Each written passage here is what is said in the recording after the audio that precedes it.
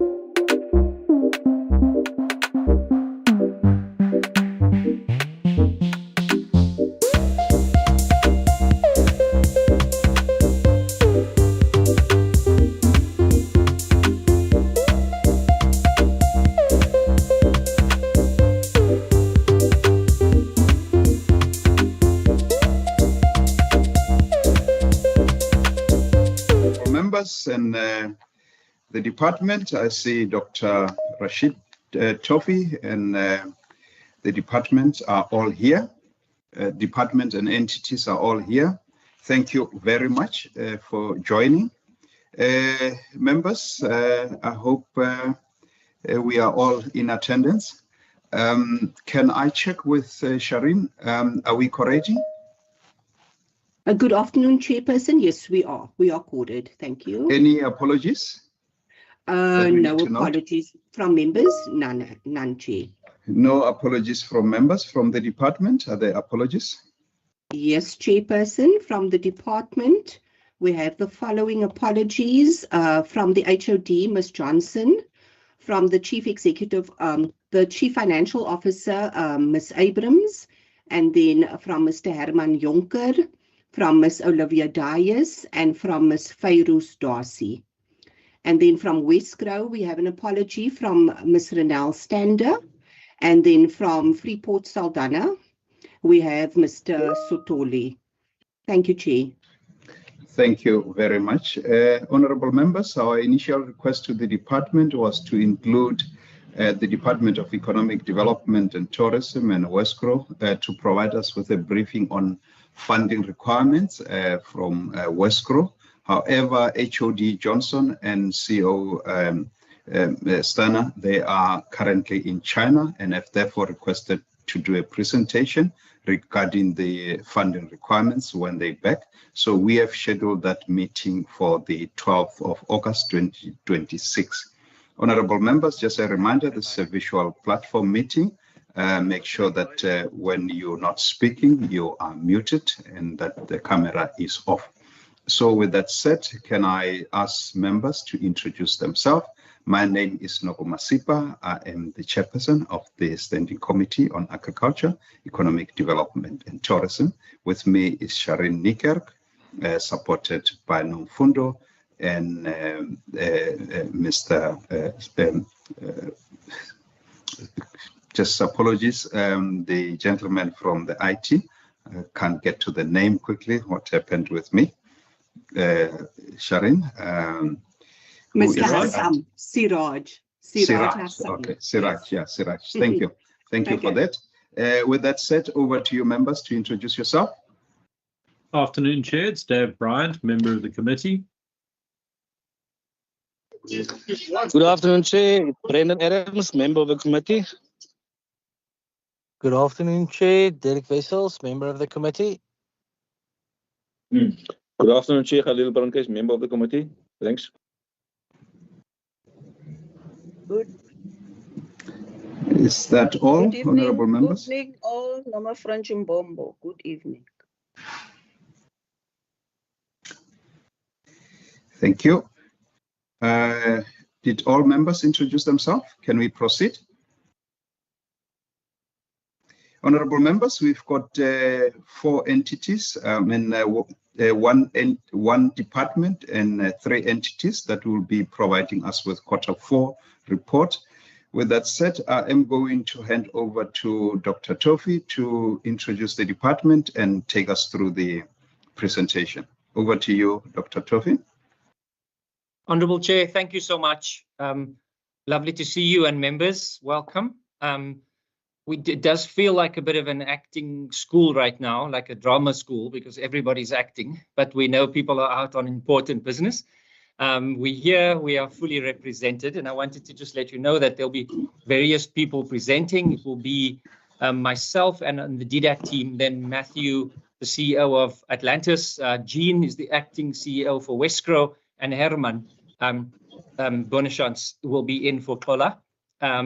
For my team, Chair, are you find that we don't introduce the full team? I think you know us well. We just have two members of our team, Garth and Purusha, who've recently joined our management team, and they might be new members, and I want to welcome them possibly to their first meeting. Yeah, I'm happy, DDG. Happy. You can proceed.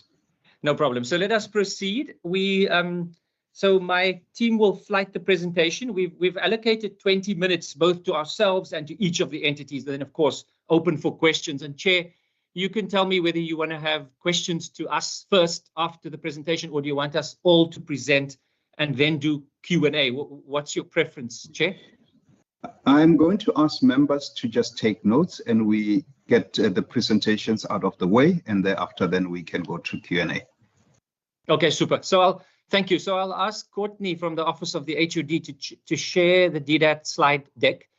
We're trying to minimize the changes, so it will be presented by myself, Cheryl, who will talk about our non-financial performance, and then Ilse and I, as the two DDGs, will go through a little bit, give you some texture to our what happened in Q3 and Q4, and then Robert will be in doing the financials, 3 or 4 slides. So we should do that quite easily in 20 minutes. So can I begin, Chair?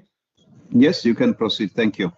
Sure. So, Chair, we meet at a time at a critical time, actually, in our lives, in our economy. It's a time of change and restraint, constrained resources and rising, I think, public expectation of us before an election.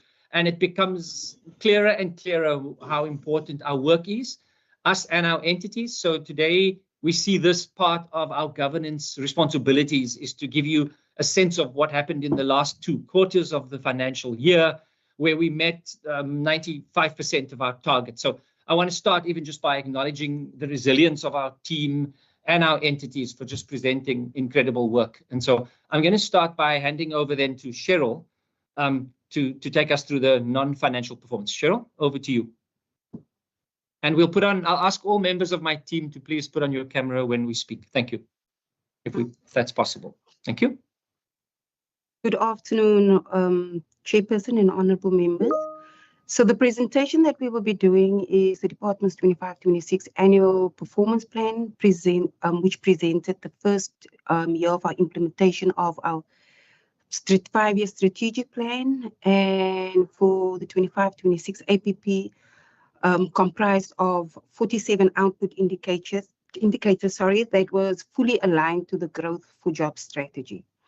So the presentation is on Q3 and Q4. The department achieved 80% and more of the targets due in each quarter, recording an achievement rate of 82% in Q3 and 80% in Q4. The department closed the financial year with a 98% achievement rate for its annual non-financial performance, achieving 46 of the 47 planned targets by 31st of March 2026. While one KRA was not achieved, performance against the target was actually very close. It was a target of 19 businesses assisted through our ESET project against a target of 20 businesses, which actually represented a 95% achievement rate. And if we go over to Program 1, under Program 1, Finance and the Communication Unit achieved all their targets. For the Q4, underachievement resulted under the monitoring report. It resulted from a change in delivery timing. The monitoring report was completed actually in Q2 in response to a service delivery request, which resulted in the annual target being achieved a little bit ahead of schedule. And in relation to quarter program 2, under the indicator business assisted through economic intervention. The program exceeded the target of 220 by assisting 248 businesses in Q3, and in Q4, 16 businesses were assisted against a target of 30. And even though the Q4 target was not achieved, the program still exceeded its planned annual performance for this indicator due to the strong performance in both Q2 and in Q3. The same was observed regarding the entrepreneurship promotion interventions conducted, as well as regulatory reforms supported, where strong performance earlier in the financial year actually contributed to the achievement of annual performance target despite the lower delivery across in Q3 and Q4. Under program 3, the trade and sector development unit, the program had a slight underperformance in Q3 under businesses reached with export awareness campaigns, reporting 152 against a target of 170. They, however, actually, as can be noted, exceeded the Q4 delivery, which resulted in the annual performance target reached and exceeded. In Q4 and annually, the unit reported a slight underperformance, which was earlier also mentioned, underperformance under the indicator businesses assisted with the export competitive awareness program.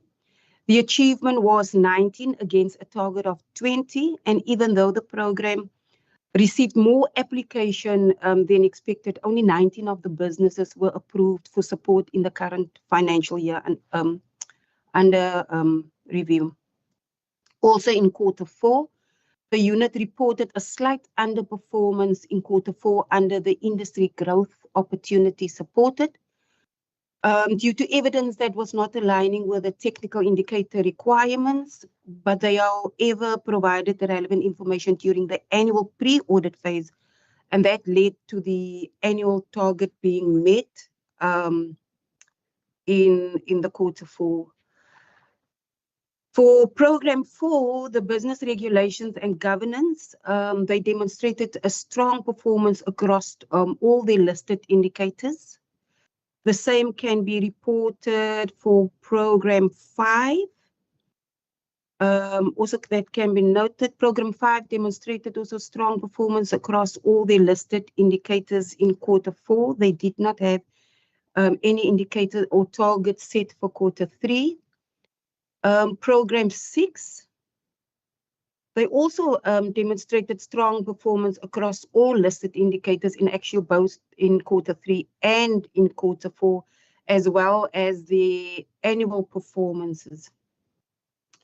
Under program 7, the skills development and innovation, the program slightly underperformed under the indicator persons accessing economic opportunity pathways in Q4.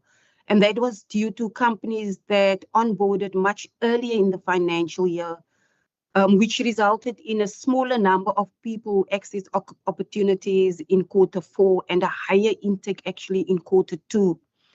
The same can be noted with the indicator for businesses assisted with skills labor initiatives, and both these indicators exceeded the annual target for the annually. Thank you, Chair. Over to you, Rashid. Thank you, Cheryl. I'll take it from there. So thank you so much. That's very clear. And I will talk a little bit more now, myself and Ilse van Schalkwyk, about some of the texture behind that numbers that Cheryl just shared. So we do a number. Our two big themes, as led by our minister, is business support and market access, and it runs across our organization as our two categories of things we do. But it's not specific to each program. Some programs do both of those things. But I'm going to briefly talk about the programs in my branch, in the branch that I head up. Firstly, with program 2, which focuses on enterprise development, municipal economic support, and the red tape reduction unit. And I'll speak on their behalf, but when we get to Q&A, you'll hear directly from the subject matter experts. So we've done a number of things this year that I thought was notable. These are just highlights, leveraging external funding through our JSE program that rounded out at the end of last year. We had various entrepreneurship month activities, and then we did a number of funding roadshows, really reaching into Hermanus, Stellenbosch, Mossel Bay, George, Garden Route. We were really able to get out there, both with our funding roadshows and our supplier open days. Next slide. And then the other aspect of that is the work we do in the municipalities, where we do our IDP assessments. That target was met. These are the maturity assessments. It gives you kind of a map of where the developmental areas. We did what's called Empower Masterclasses. I'm not going to get into detail. If anyone's interested, you could ask up some more, but it focuses on the independent power producers and empowering the communities to kind of demystify the opportunities that exist. We don't want solar energy to roll out and people don't benefit from that.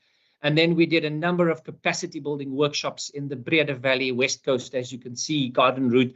And then something that was quite exciting, I think, is the Provincial LED Academy, which is an online global platform, or a South African platform, but with a global backbone, which is a kind of learning academy for municipal officials on what we do and how we can assist them.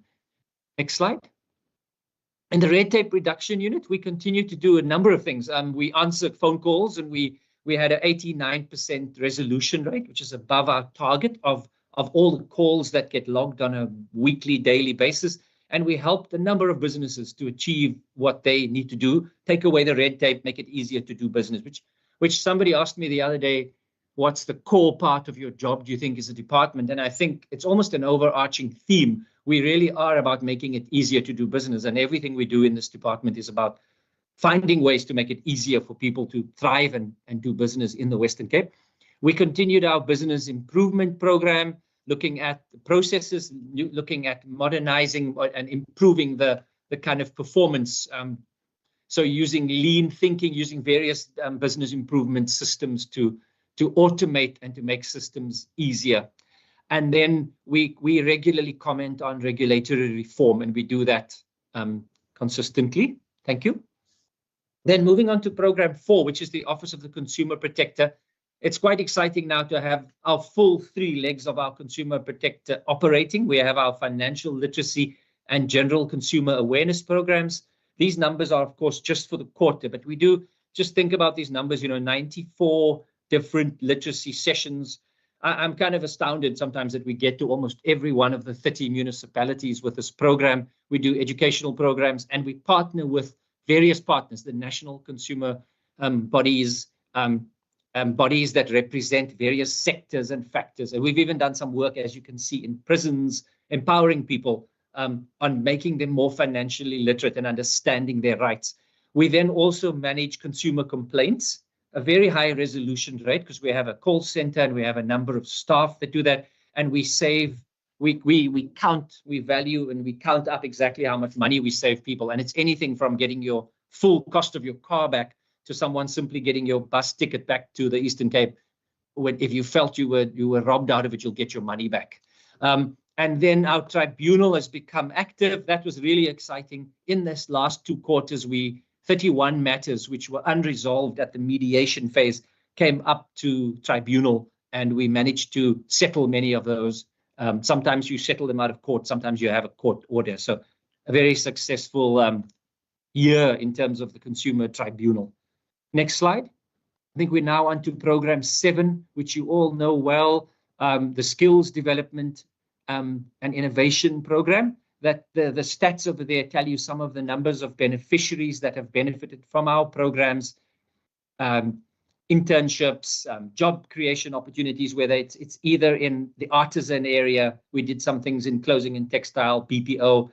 We also created various digital platforms which allow people to, we had a partners with Mazars and this year, and then for a couple of years, where 59 youth were actually trained up in AI technology and then moved into full-time employment. So this is really what we do, is to have people spend time learning for a couple of months or a couple of years, and then we have an 80% take up of people getting a permanent job.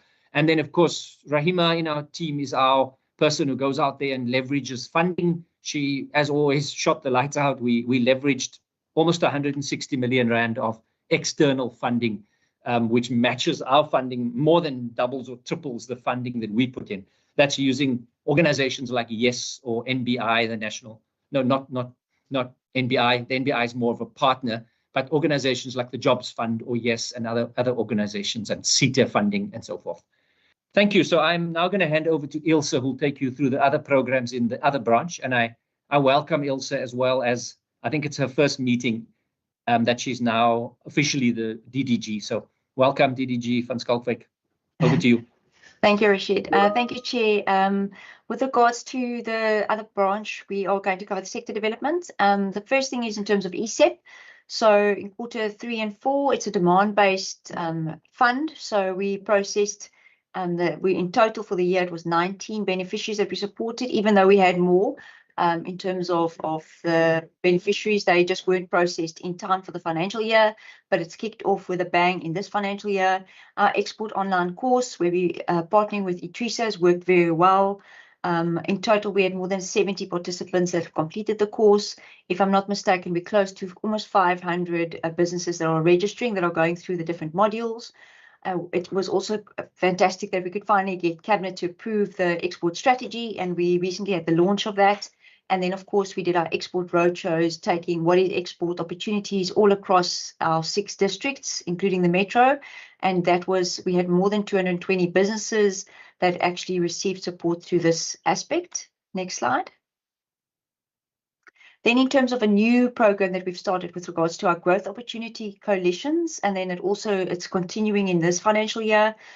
We supported a range of different industries, from retailers to supporting businesses in terms of the clothing and textile, film, etc. So that work has really started to kick off in terms of our growth opportunity coalitions, as well as one of our flagship events in terms of the investment summit, where we had a deal book of close to 400 billion rand, over 500 delegates, and we are tracking all of those investments. So we're just over 7 billion rand of investments that have landed and that have close to financial close.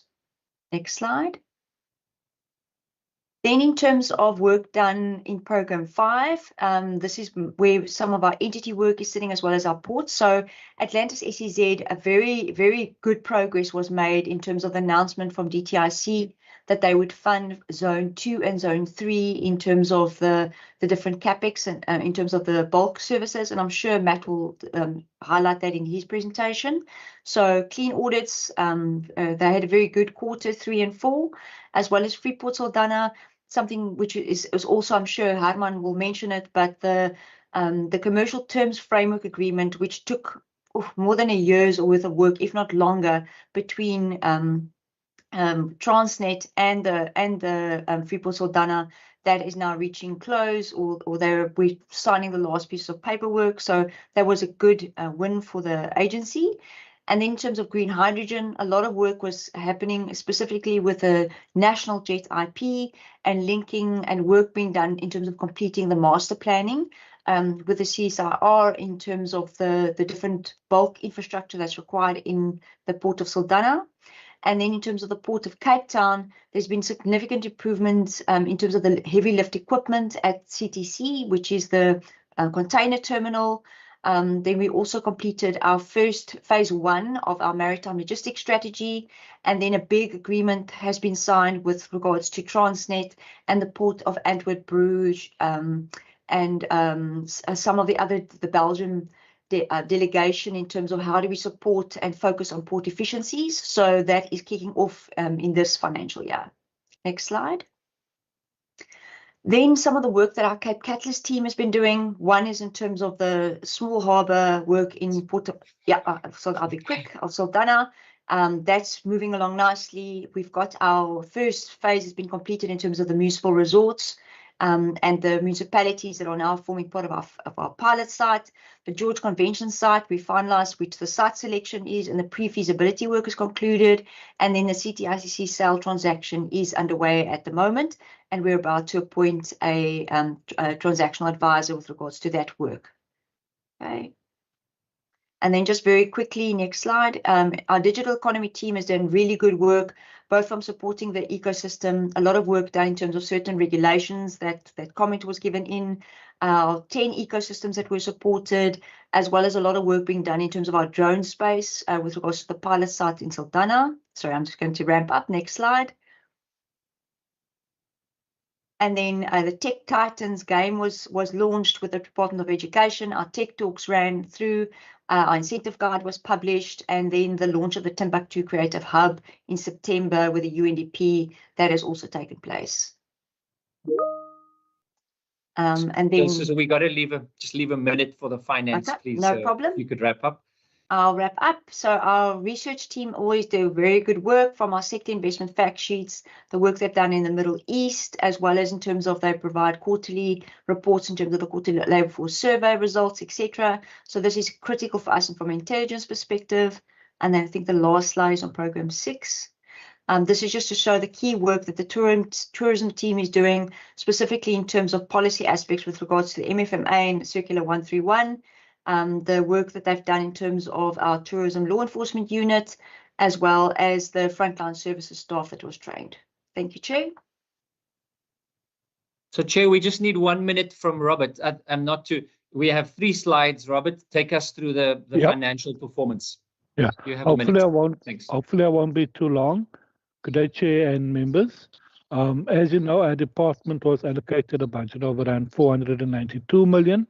During the third quarter, we expended 77% of that funds that was allocated to us. And then next slide. And during the final quarter, we then achieved a 98% spend ratio. If you go to the next slide, you will see basically that's how the red line represents how we projected we were going to spend, and the blue columns is an indication of how we actually met or achieved that projection. And I think I'm done, Rashid. Thank you so much, Robert. Thanks, Okay, team. thank you. And Honourable Chair, back to you. That's our presentation. Thank you. Perhaps if I'm steering it, then can I hand over to Wescrow? Yes, you can proceed. Thank you. Yeah. Wescrow, if you could please proceed. You've got 20 minutes. Over to you, Jean. Thank you.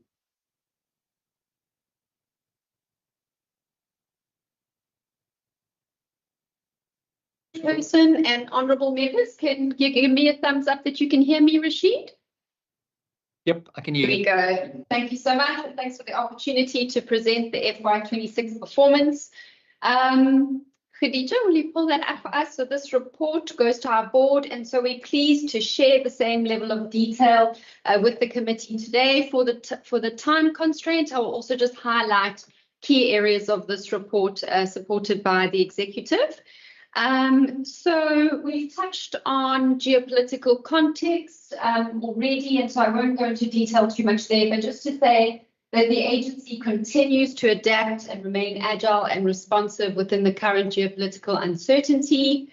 In terms of the performance, Part B, Section 5, there have been good outcomes delivered across the Wescrow mandates.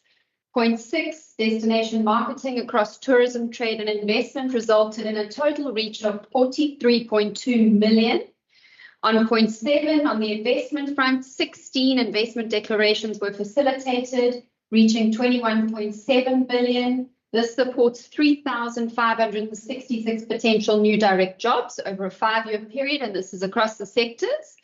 Point 8, export performance was equally as strong in the period under review, with 51 export declarations amounting to 3.7 billion rand, and this will generate 1,837 potential new direct jobs. So if we can move over to point 9, the annual Made in the Cape hosted buyers program saw 34 global buyers from 17 countries engage with 200 Western Cape exporters in over 400 B2B meetings.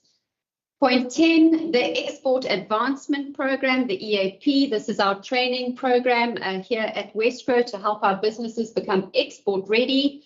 continue to advance inclusive economic participation across the province.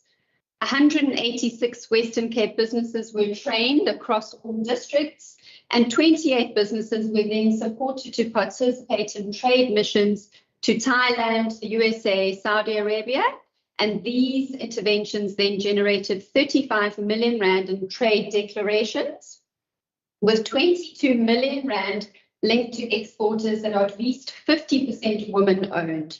And that, I think, is certainly something to celebrate. Point 11, the agency's international engagement footprint extended to 48 countries through 81 outward missions and 53 inward delegations. We like to say that we take the Western Cape to the world and we bring the world to the Western Cape. On point 12, it really was quite an exceptional tourism performance for the province.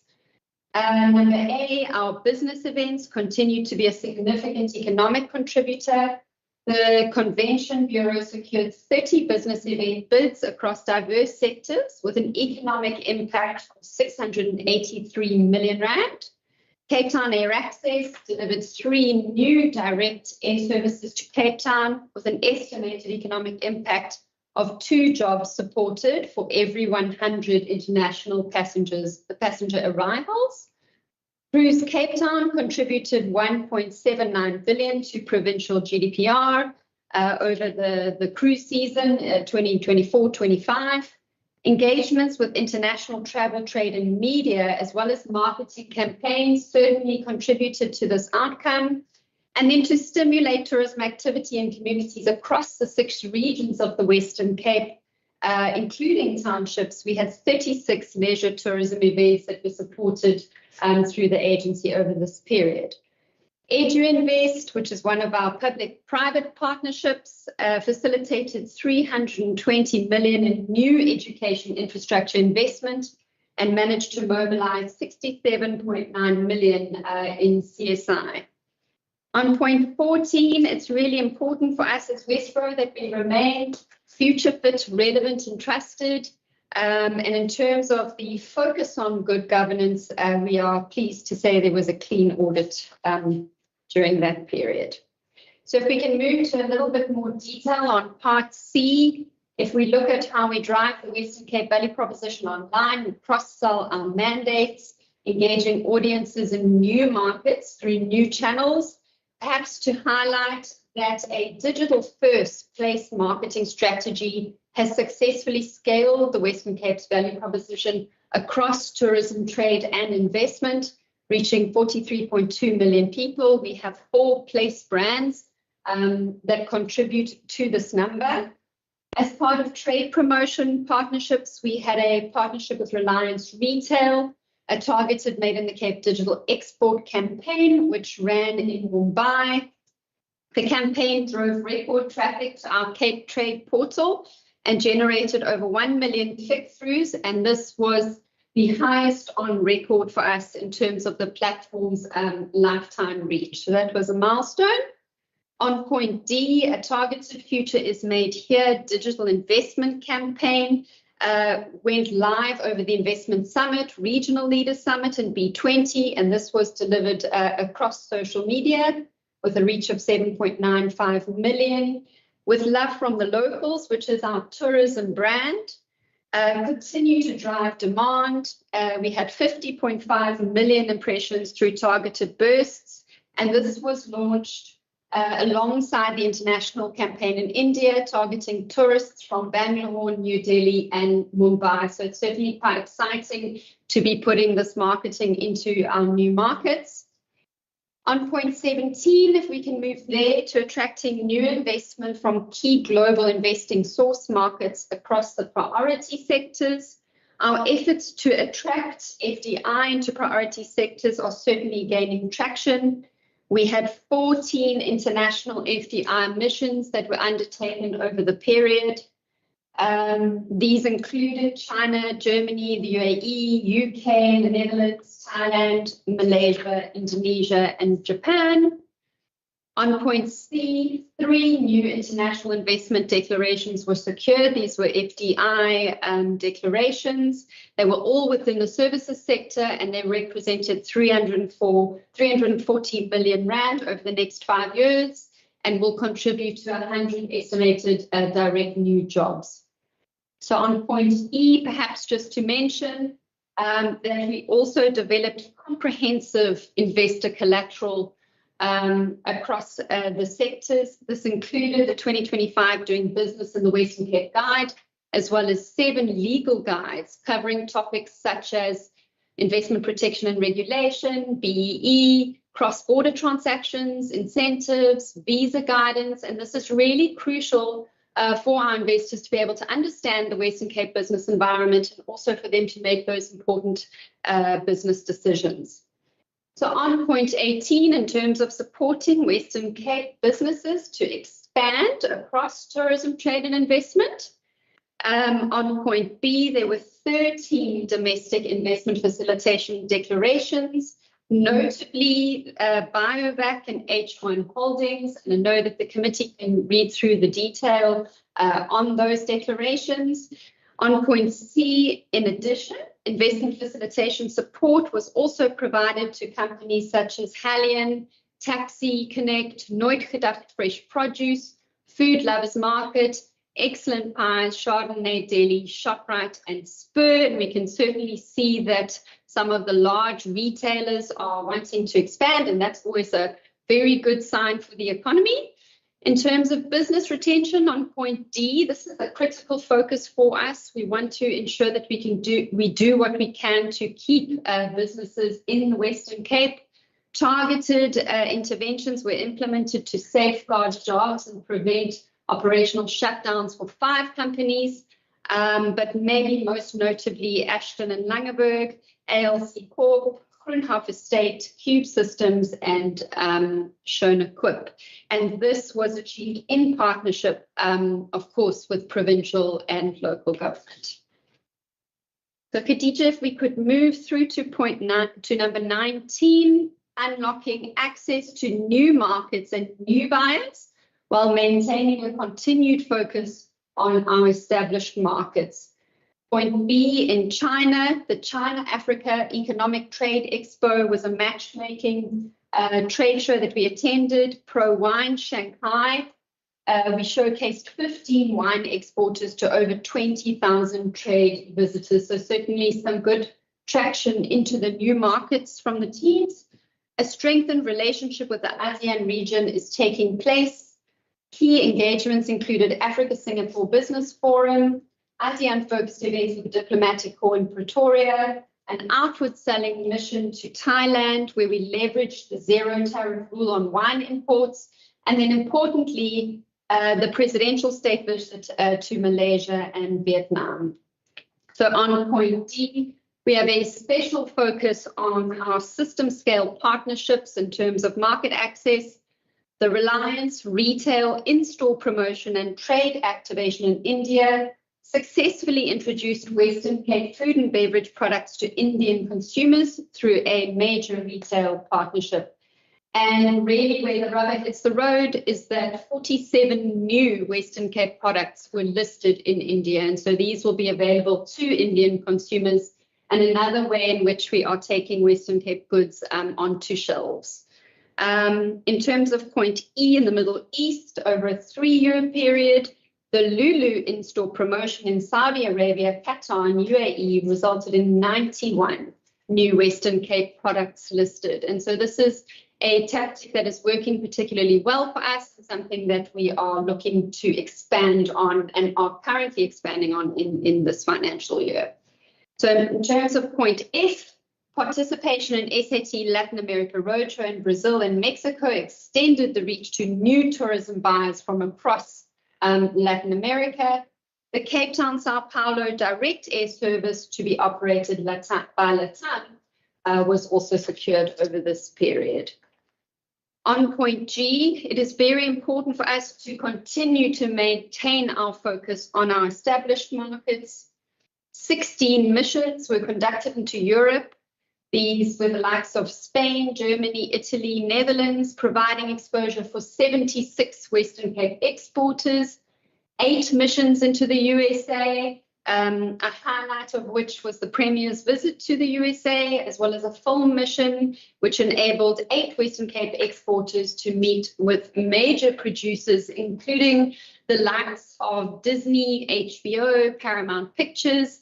And it was quite exciting when Disney also attended the Made in the Cape Hosted by Program 2026. We hope we can continue to attract large film buyers of services into the destination.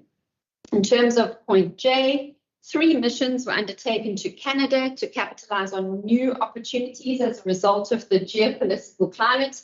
Really, we try to see where the difficulties or the geopolitical uncertainties in the world might give us an opportunity to slipstream into something. And so 15 Western Cape food and beverage exporters were supported at Grocery Innovation Canada trade show.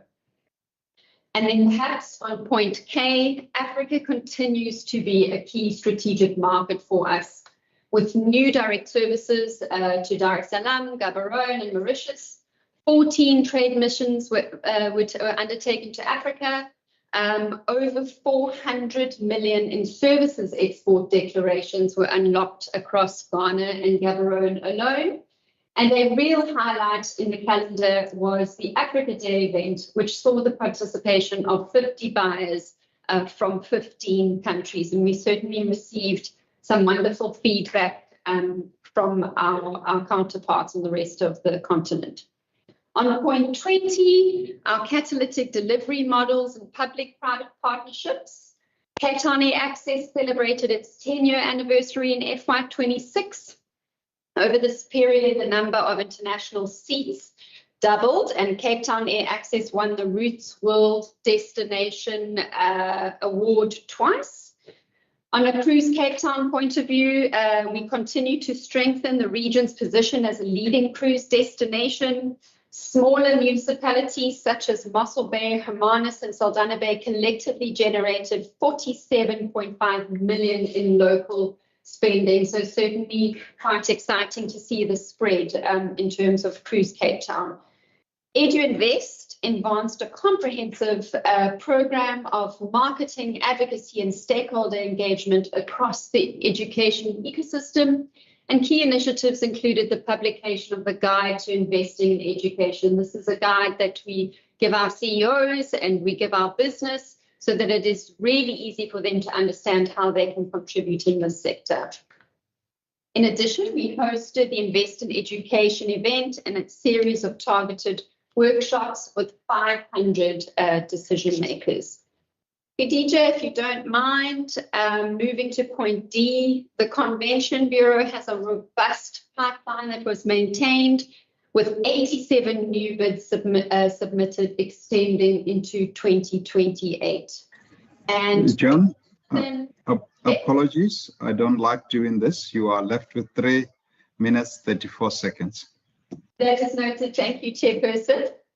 So perhaps if I can quickly move to point 21, direct cash contributions enabled Westro to secure targeted private sector funding aligned to our key initiatives.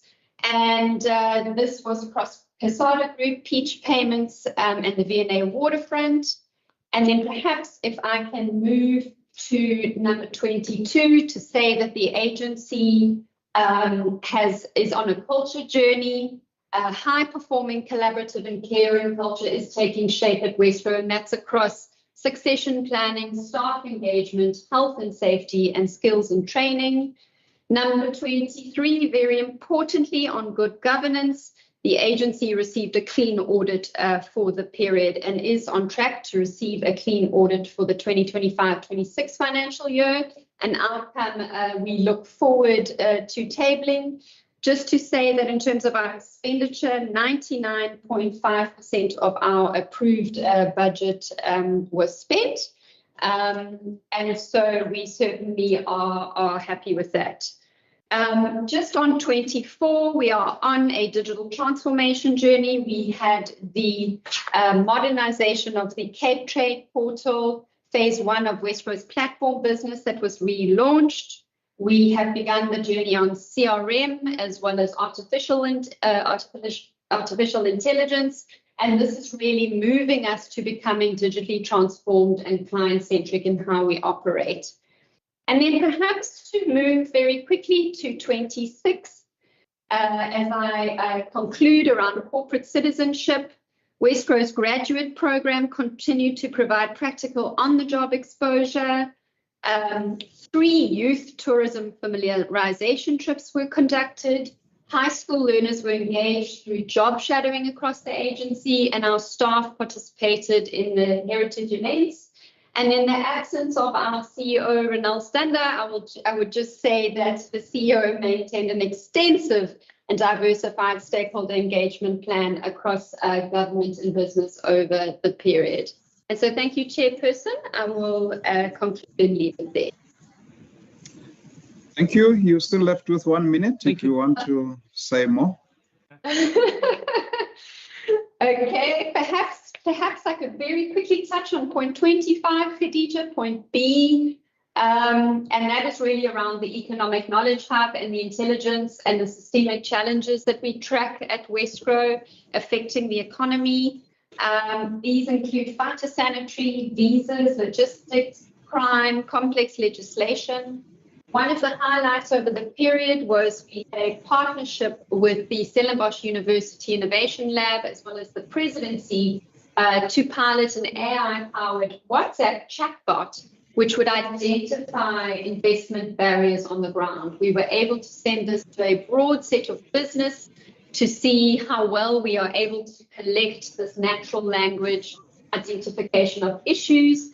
And quite excitingly, they have decided that this is worthy of a national rollout. So that pilot project certainly was quite pioneering. So thank you, Chairperson. I think time's up. Yes.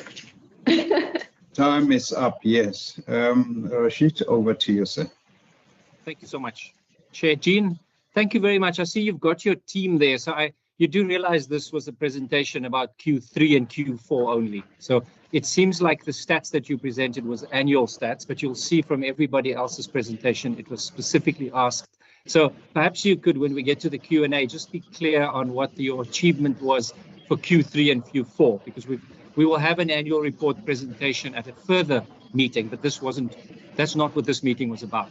This meeting is about Q3 and 4, and particularly how you achieved those 3 quarters. So perhaps just bring those stats up for when we have questions so we can focus on that. I'd like to then hand over to Freeport. I'm doing it in reverse alphabetical order. I'll hand over to Herman then to present Q3 and 4 performance for Freeport Saldanha. Herman, over to you. Thank you, Acting HOD and Honourable Chairperson. With me in the room today, I've got coincidentally our board chairperson, Ms. Tineka Jensmas. She attended the Cabinet Meets Business event yesterday in Cape Town, and she joined me here today in the office.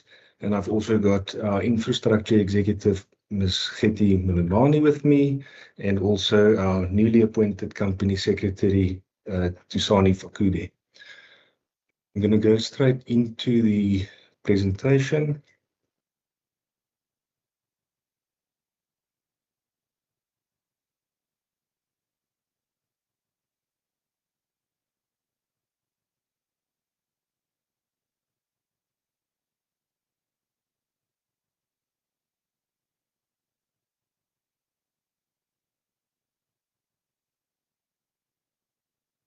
Honourable members, it's my pleasure to report on the Q3 and Q4 of the Freeport Saldanha. Unfortunately, I have to start with a little bit of bad news. The annual targets related to some of our strategic goals were not achieved this year. Although contributions were made, we have targeted a much larger achievement, and have only achieved around 10% of that target. Unfortunately, due to the delays in the rollout of some of our capital projects of our anchor tenants like COT and Salika, the timelines of achieving this target has shifted to the 2026-27 financial year.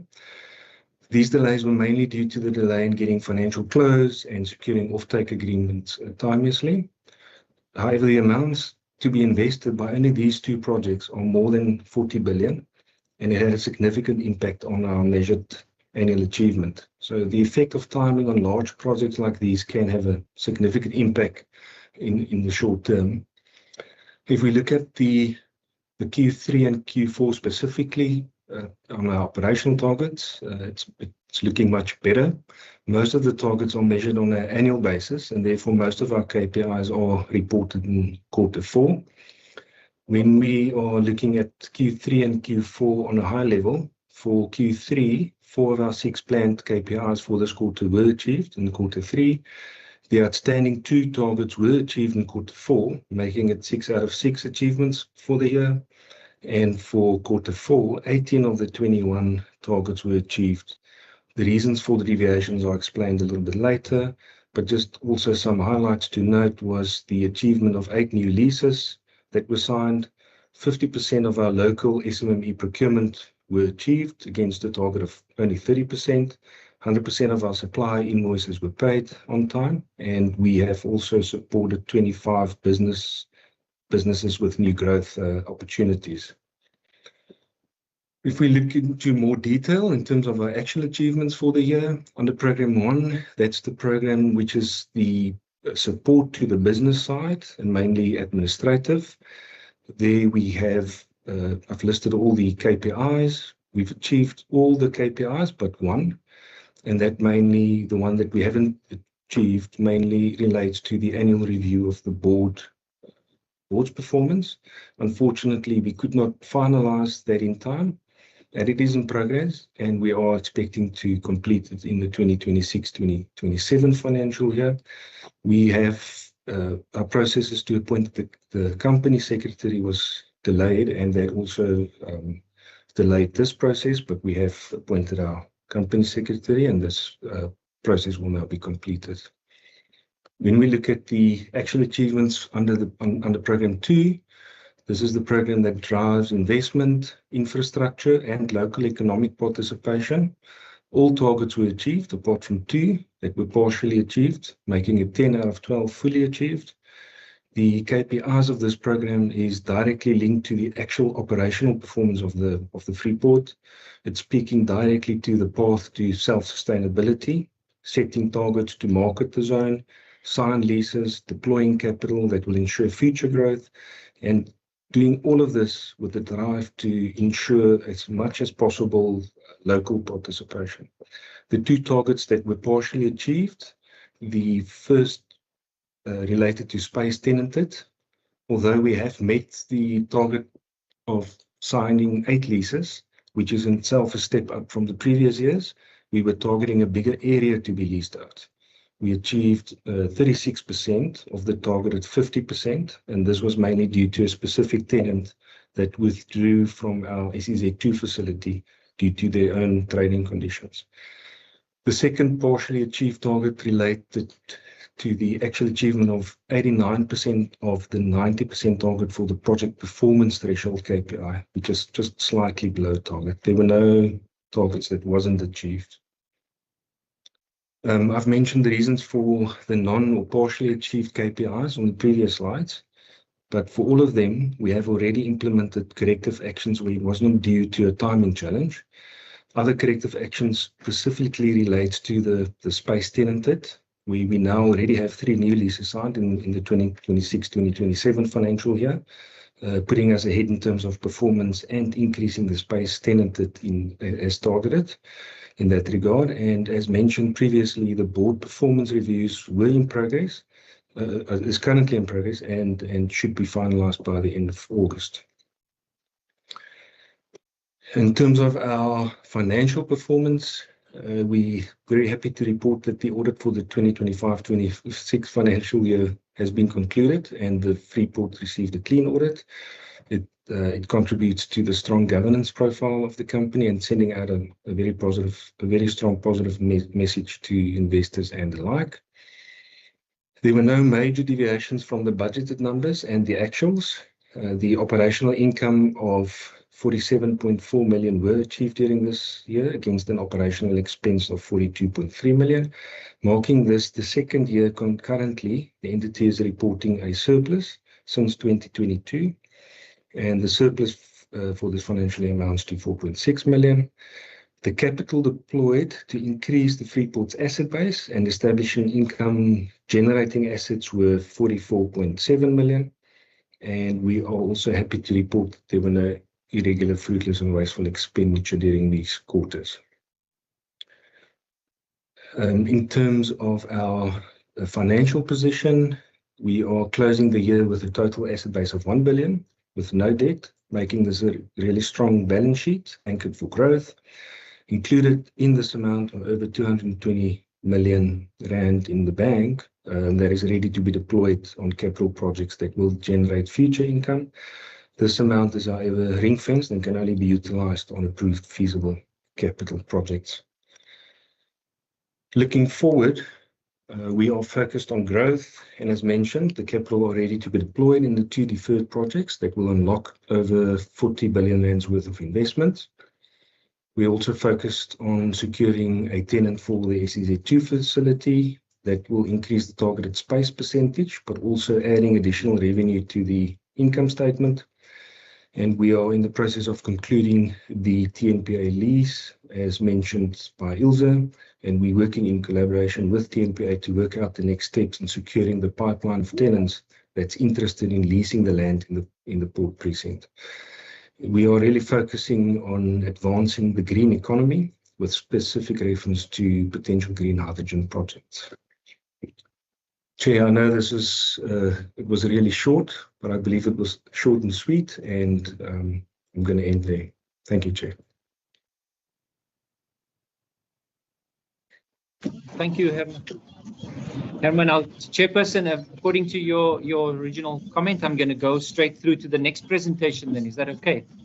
Yes, thank you. Thank you, Herman. And we will now go to Matthew to present the Atlantis Special Economic Zone. Matt, thank you for your response when you had a lot of slides. I wanted to make it easier just to have a slightly reduced number because you just have 20 minutes. So thank you. Yeah. Thank you, Chair, and good afternoon, members of the committee. We're very happy to be reporting. I've got with me Wahida Saeed, the CFO, who will cover the bulk of the presentation on our financial and non-financial performance. Also online is Fredelaine Williams, the company secretary and legal advisor, and then also Deal Nawaz Jacobs, who's our monitoring and reporting expert. Just to start off with a few positives, Chair, as mentioned earlier, we have secured the funding for our Zone 2 and 3 civils. This was a big win. It means we can now go ahead and open up another 70 hectares of land.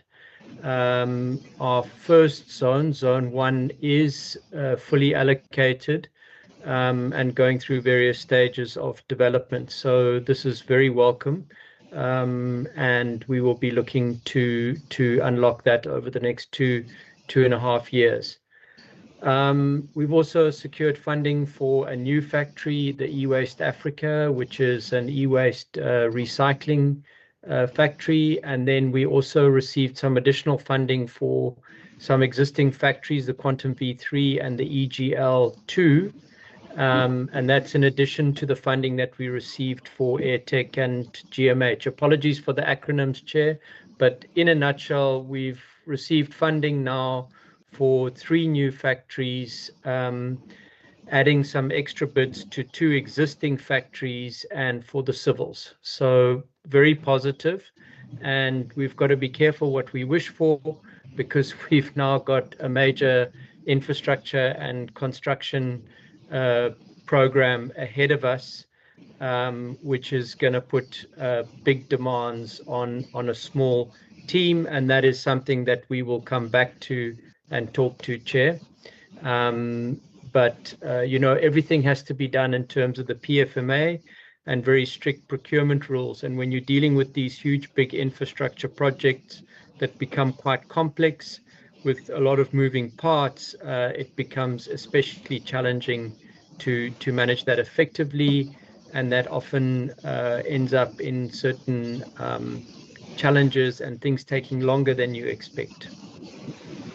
But on the positive side, Chair, we've seen consistent skills and enterprise development impact. And I think one of the things that we have emphasized is the role of the Atlantis SEZ in Atlantis as a kind of development intermediary, working with the factories and business owners and trying to understand what their skills and enterprise development needs are, and then working with them to develop programs that specifically meet their needs, which they themselves fund.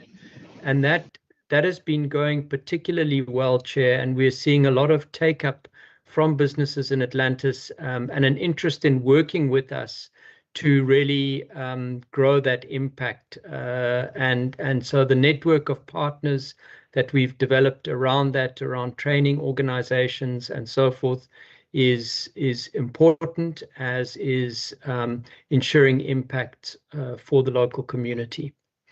We've also seen sustained and consistent interest from investors.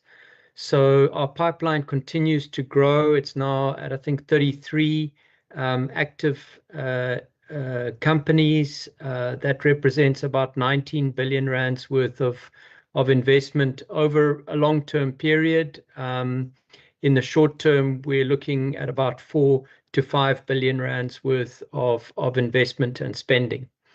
And then finally, Chair, just the continued and sustained interest from visiting business delegations, from conferences, invitations to present, to engage, and from organizations, which is leading to new partnerships.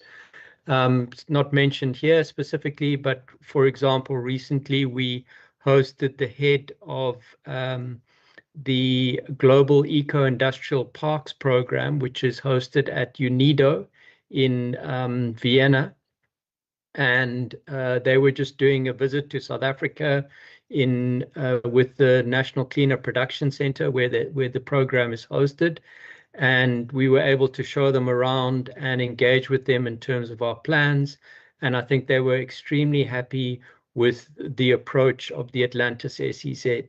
Another good example is working with Green Cape. We're working with Kalundborg in Denmark, which is the kind of first and the benchmark, global benchmark in eco-industrial parks, with an opportunity to go and engage with them to see how they approach industrial symbiosis and more effective and efficient developing more effective and efficient industrial parks. So what we should perhaps do, Chair, in future is provide a more comprehensive list of all the people we've engaged with and seen and connected with and so forth. But really, this is just a high-level snapshot. We remain very encouraged by the interest in Atlantis and by the sustained focus of investors on our pipeline to get their projects up and running. And at times we find ourselves struggling to keep up with them. So from that perspective, I guess it's positive, but there are some challenges which we can touch on, which we foresee over the next 2 to 3 years that we need to manage carefully. They are perhaps good challenges in the sense that they reflect challenges around accommodating investment and how we try and speed up, if you like, our infrastructure spending program in order to do that. It sounds like a positive, but it can be very challenging in practice with the various procedures and processes that need to be followed. But with that, Chair, I'll hand over to Ms. Saib, who will do the financial and non-financial for Q3 and 4. Thanks. Good afternoon, Chairperson and members of the committee. Let's start with Q3 finances. just to mention the fact that we had a budget of 42.6 million for the financial year. At the end of Q3, we had spent 79% of that. We had identified earlier in that year that there were several challenges in relation to our zone operational costs in terms of the growing costs on the rates, utilities, security, and zone maintenance. We did reach out to the department for assistance, and pleased to inform the committee that you will note in the Q4 results that we were able to secure an additional 4.4 million from province to be able to assist us with some of those growing costs. Very quickly on the DTIC funding. So for this particular financial year, we had only budgeted for the completion of the existing funding that we had received from the previous financial year, which was related to the Quantum V3 factory. So we had received an additional amount of 4.1 million to complete phase 2 of that project. However, we did need a third top-up from the DTIC for phase 3, which we've only subsequently received in April 2026. So that project is due for completion during the course of this financial year. DTIC did confirm funding for the projects that CEO did mention, and that funding only came through in February and March, respectively, at the close of the financial year. So that's all being now budgeted in the next cycle, Chair. If I can move on into Q4 results. So Q4, we did have an adjustment to the budget due to us having those challenges in relation to the growing zone costs. And the adjustment budget in terms of the spend reached at the end of that quarter was about 90% of that money had been spent. The rest had been fully committed in terms of the funds that we needed to settle with the City of Cape Town for our utility bills. We still haven't settled that amount as we have queried the water consumption on the site. There was a problem with the water meter at site. City has been out to site to, they basically removed the meter and reinstalled a new meter and sent the meter for testing, and we are waiting the results of that testing before we can settle the outstanding bills with the City of Cape Town. Chair, I did mention Q4 DTIC, we had secured that funding in February and March respectively. So the first tranche payment for the Green Manufacturing Hub in AirTech was received, and an additional amount of 10 million was received in March for us to be able to do the electricity upgrades required for the mint and honey operations in our EGL building. Moving on into the challenges, like I highlighted, we've been struggling this financial year. I think it's been the first year that we've really experienced zone operations at the Atlantis SEZ. We've now realized that we need to be able to budget a little bit better in terms of our requests and ask for assistance from the department and the City of Cape Town in relation to being able to cover all these costs. We've realized that the extent of utilities being able to fund the security, maintenance, the cleaning of the zone is quite costly, and our funding has been consistently kept at the same amount over the last few years. The land transfer did occur during March 2025, and hence all of these additional costs have come through with the completion of the Zone 1 civils during the financial year. Chair, we've been working quite closely with the City of Cape Town and with DDEL to try and address some of these challenges. We have also been working at looking at alternative water measures to reduce the water consumption on site. We have also put out the terms of reference to look at supplementing the water sources on Zone 1 to be able to have a borehole installed so that we could reduce our consumption costs and these operational costs going forward. Chair, we're still working quite closely with the city with the assistance of DDEL to try and find city financial support in relation to these costs, and we're hoping to get some sort of clarity on that in the next couple of months. If I can move on to the non-financial performance. For Q3, maybe just to mention the fact that we had achieved 100% of our targets. There were 7 targets for Q3 and all 7 were achieved. There were 3 on the administration program and 4 on the program 2, which is the inclusive economic development. If I can maybe move on to Q4, and here I'll go into a little bit more detail around the achievements. It's been a little bit of a challenging year in terms of the time required to be able to complete some of these capital projects. Like I mentioned, we had received confirmation from the DTIC quite late in relation to some of the funding applications that were under their review, and it did impact some of the indicators that we had planned for the financial year. We had planned 28 indicators. A lot of them were annual targets that we had set for ourselves, and you can see there that we have a 68% achievement in terms of those targets. There were 11 that were achieved on program 2, the inclusive economic development, and 8 on program 1. 3 of the targets were partially achieved, so we almost reached them, but unfortunately there were some delays in relation to it. One of those was specifically in relation to us having to channel funding towards zone operational costs, so we couldn't meet our ICT spend in relation to that. And unfortunately, there was a lease that was due for us to sign before the end of the financial year, and that only came through in April 2026, unfortunately. I'll go into a little bit more detail on this as we go through the next slides. So starting with program 1, the partially achieved or not achieved related to the ICT spend. So we had targeted 13% of our goods and services towards this.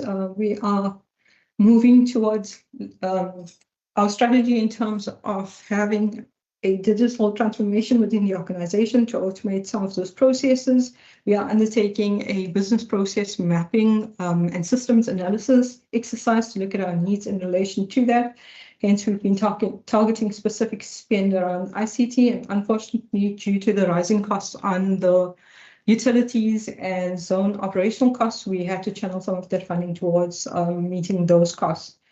Then on the rental income, as the 2 tenants that we have signed up to in terms of leases, which is the Mint and Honey and the QV3, Quantum V3, those 2 factories are to be operational during the course of the 26-27 year. Both were pending DTIC funding for us to be able to do the electricity upgrades, as well as to complete phase 3 of the Quantum V3 structure.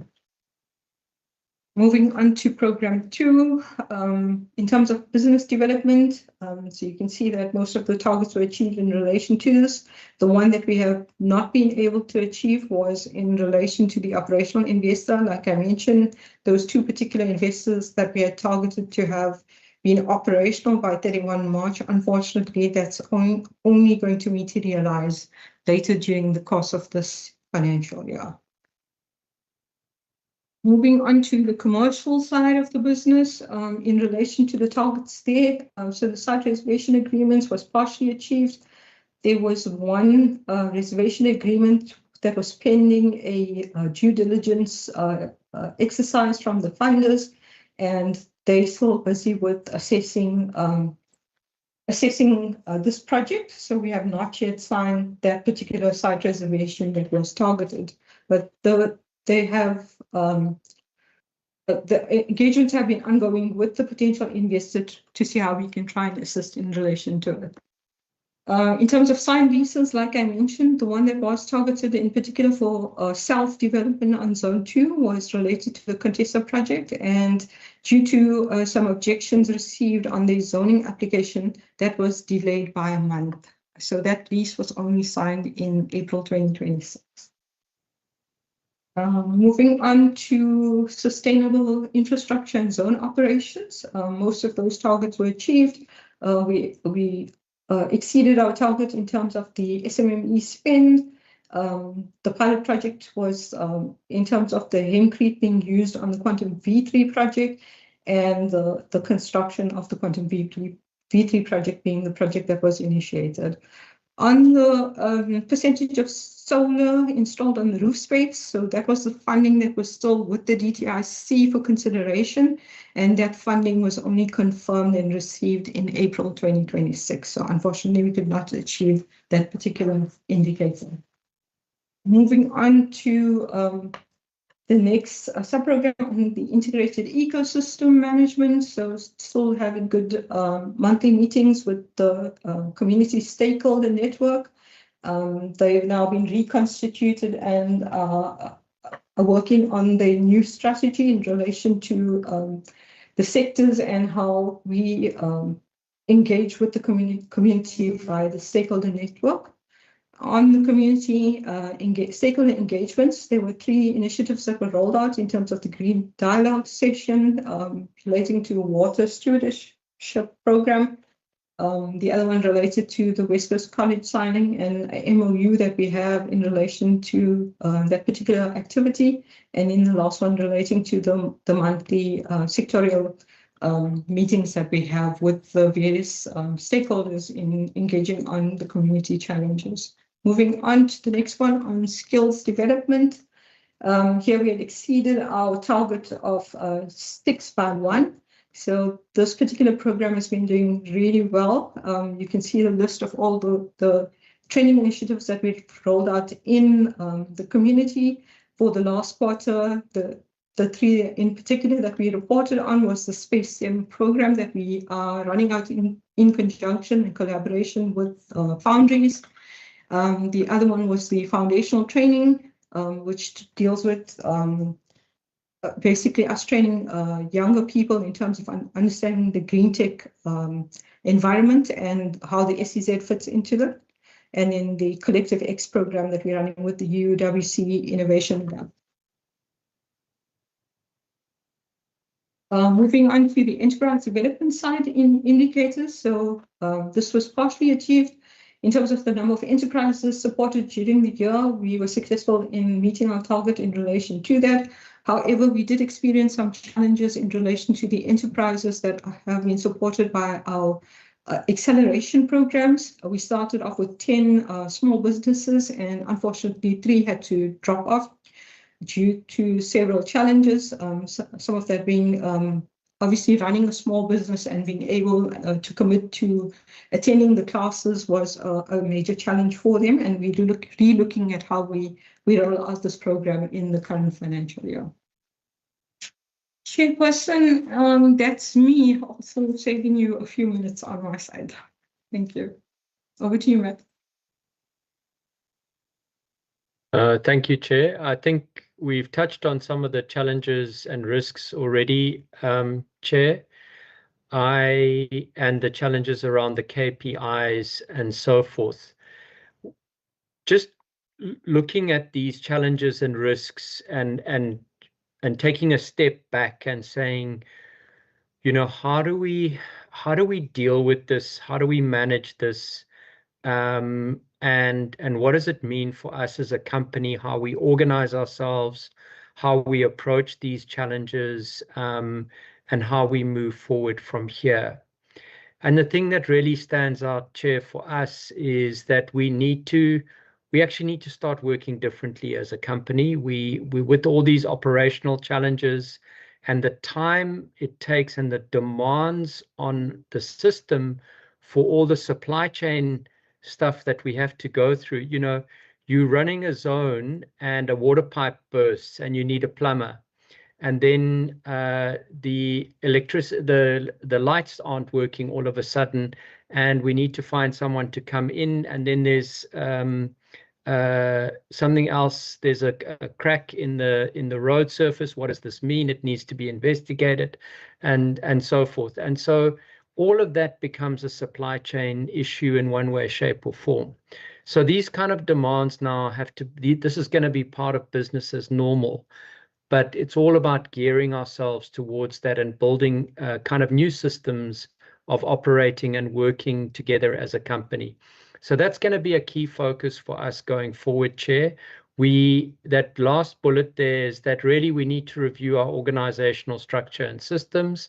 We've already started that process. We're already having discussions as a team, as a company, and with Exco about how do we become more efficient, first of all, and effective, but also acknowledge the fact that, you know, as a public entity that is focused on good governance and doing things right and properly, we also have to recognize that we're not going to be able to have the kind of absolute flexibility and adaptiveness that say a private sector might have that's not faced with these sort of challenges. So we need to build that in. We need to look at systems, we need to look at processes, and we need to look at ways in which we can manage and organize ourselves given the realities of our operating environment. So these are things that we will need to factor in going forward. The increased operational costs have been covered. But for us, Chair, I guess one could say these are good problems to have. It doesn't always feel like that, but I think we're making solid progress, Chair, given where we were at the beginning of the year, where we are at the end of the year, and we are extremely excited and positive going forward. But this stuff just does take time, unfortunately, and that's the reality we are having to accept. Thank you. Thank you, Matthew, and thank you, HOD. I mean, not HOD, but acting HOD, Rashid. Well done, you and Ilse holding the fort. You say we are in a show of acting. And let me also say thank you to Matthew and Waida and Freeport Saldanha, Herman and Chair. I met the Chair yesterday at the Cabinet Meet Business, which was really a good session. Also to Jean and Sandiso and Khadija, thank you. Just before I open for questions, and I just want to make a ruling. Dr. Tofi, you did raise a concern about the Westgro's presentation, and obviously I just want to say that this is us, conducting oversight here. So it's okay, to raise the matter, but in future, you have got your space where you can conduct your oversight on your entity. So this, you leave it to the members to raise their concerns, and I hope that the colleagues from Westgro will be able to answer, the questions that members have. So with that said, members, over to you in terms of questions. Can I see by show of hands?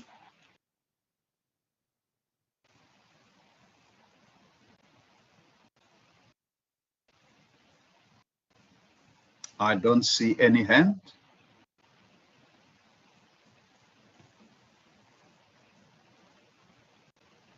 Going once, going twice, going thrice. Am I audible? Yes, Chair. You are, Chairperson. You are. So members are satisfied.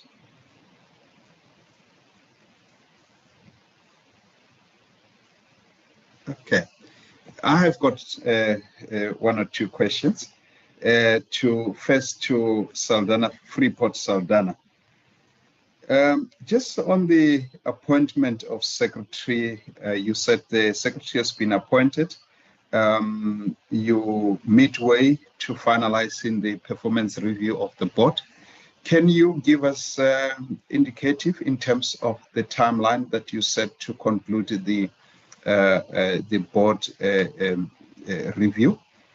The second question is around TPNA lease. When are you expecting to conclude that lease? Because it's been going on for quite a while.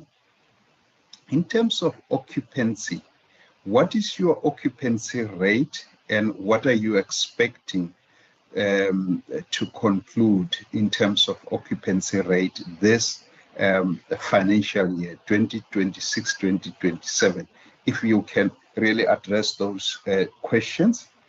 The other is towards Atlantis.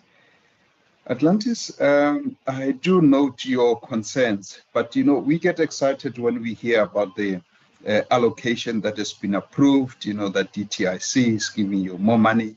In terms of the tranches, how are these tranches going to come to you to ease your operational challenges that you have just mentioned now? And also around the completion or full tenancy in that area, when are you expecting to have that finalized? You spoke about utility bill and water issues. I hope that is resolved, because, can you imagine the city of Cape Town having to take you, to task for not really settling your bill? How would you convince investors to come through? And again, having to present this to us in live broadcast, and obviously, going into Hansard, the big challenge for me is how you're going to really convince investors, to partake in your economic zone if really the basic stuff like this are being highlighted as a problem. With that said, over to you, HOD. Acting HOD, sorry.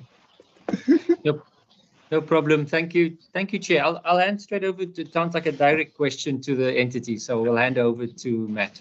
To Herman, to answer that one. Thank you, Chair. Thank you, Acting HOD, Honourable Chairperson. On the first question, the board performance will be completed by the end of August. So that process is quite far underway.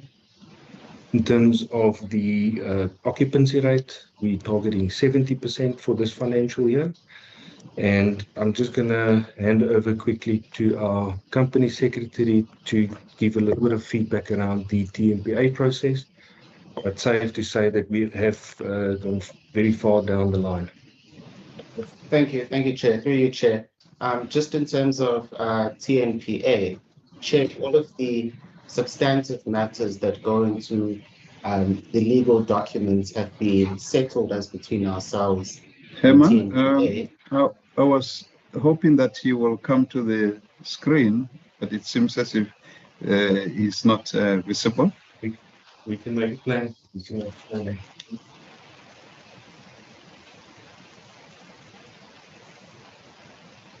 Apologies about that, Chair. Thank you. Thank you, Chair. Just on TMPA, Chair, we have concluded the substantive part of it, which would be negotiating and settling of the legal agreements. We are currently between ourselves coordinating when signing will actually happen. And then shortly thereafter, we are expecting to have a signing ceremony, which forms part of our strategy to announce to the market that this process has been concluded. Thank you, Chair. Thank you. HOD?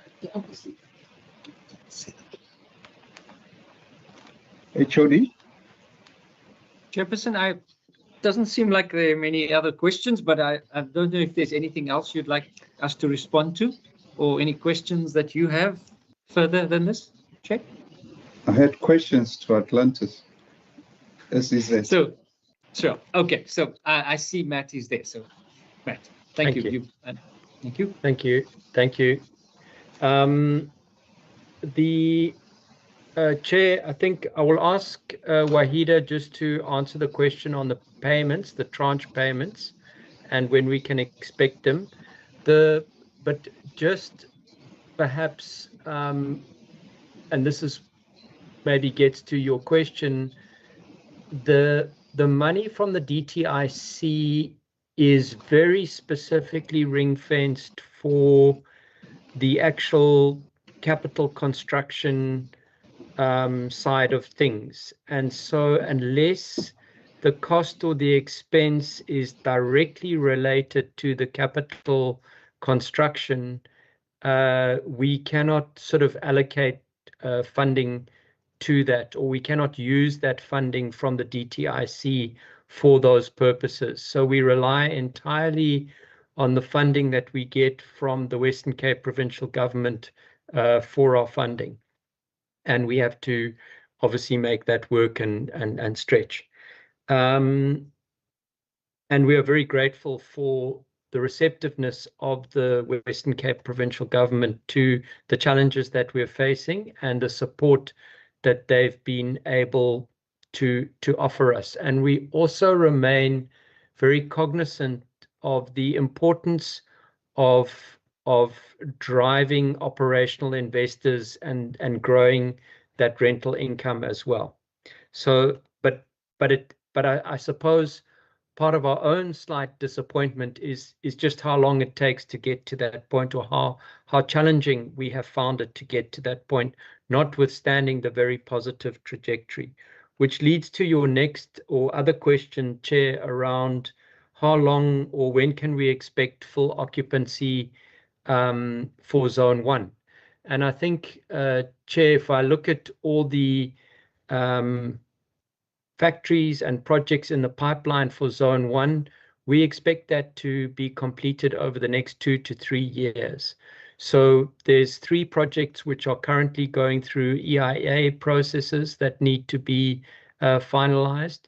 1 project that needs to go through a rezoning and road access process, and then 2 other projects that are awaiting outcomes of funding applications to the DTIC, and then 1 other project which is awaiting funding confirmation from an equity partner. So that's where we are at this stage. These things also just take time, and they will get there, and then it will all look very sudden, I hope, and very like a bit of an explosion on site as everything comes through and needs to be done at the same time. Just on the City of Cape Town, Chair, I think Wahida did say it in her presentation. We have a very good and positive and close working relationship with the City of Cape Town. So I think we are quite open with them, and they're quite open with us about discussing these issues. There's nothing untoward about these challenges that we have, and looking at how we get our working systems and utilities and all that together. I think it's just a kind of business as usual, if you like. There's nothing conflictual about it at all. I think it's very professional, it's very collegiate, and it's very constructive. So we will find solutions, and we will find a way forward, and we will pay what we owe at the point that we all agree what that is. So I think it's all good, Chair. Wahida, I don't know if you want to add anything on the tranche payments and how those come through. Chair, if I may.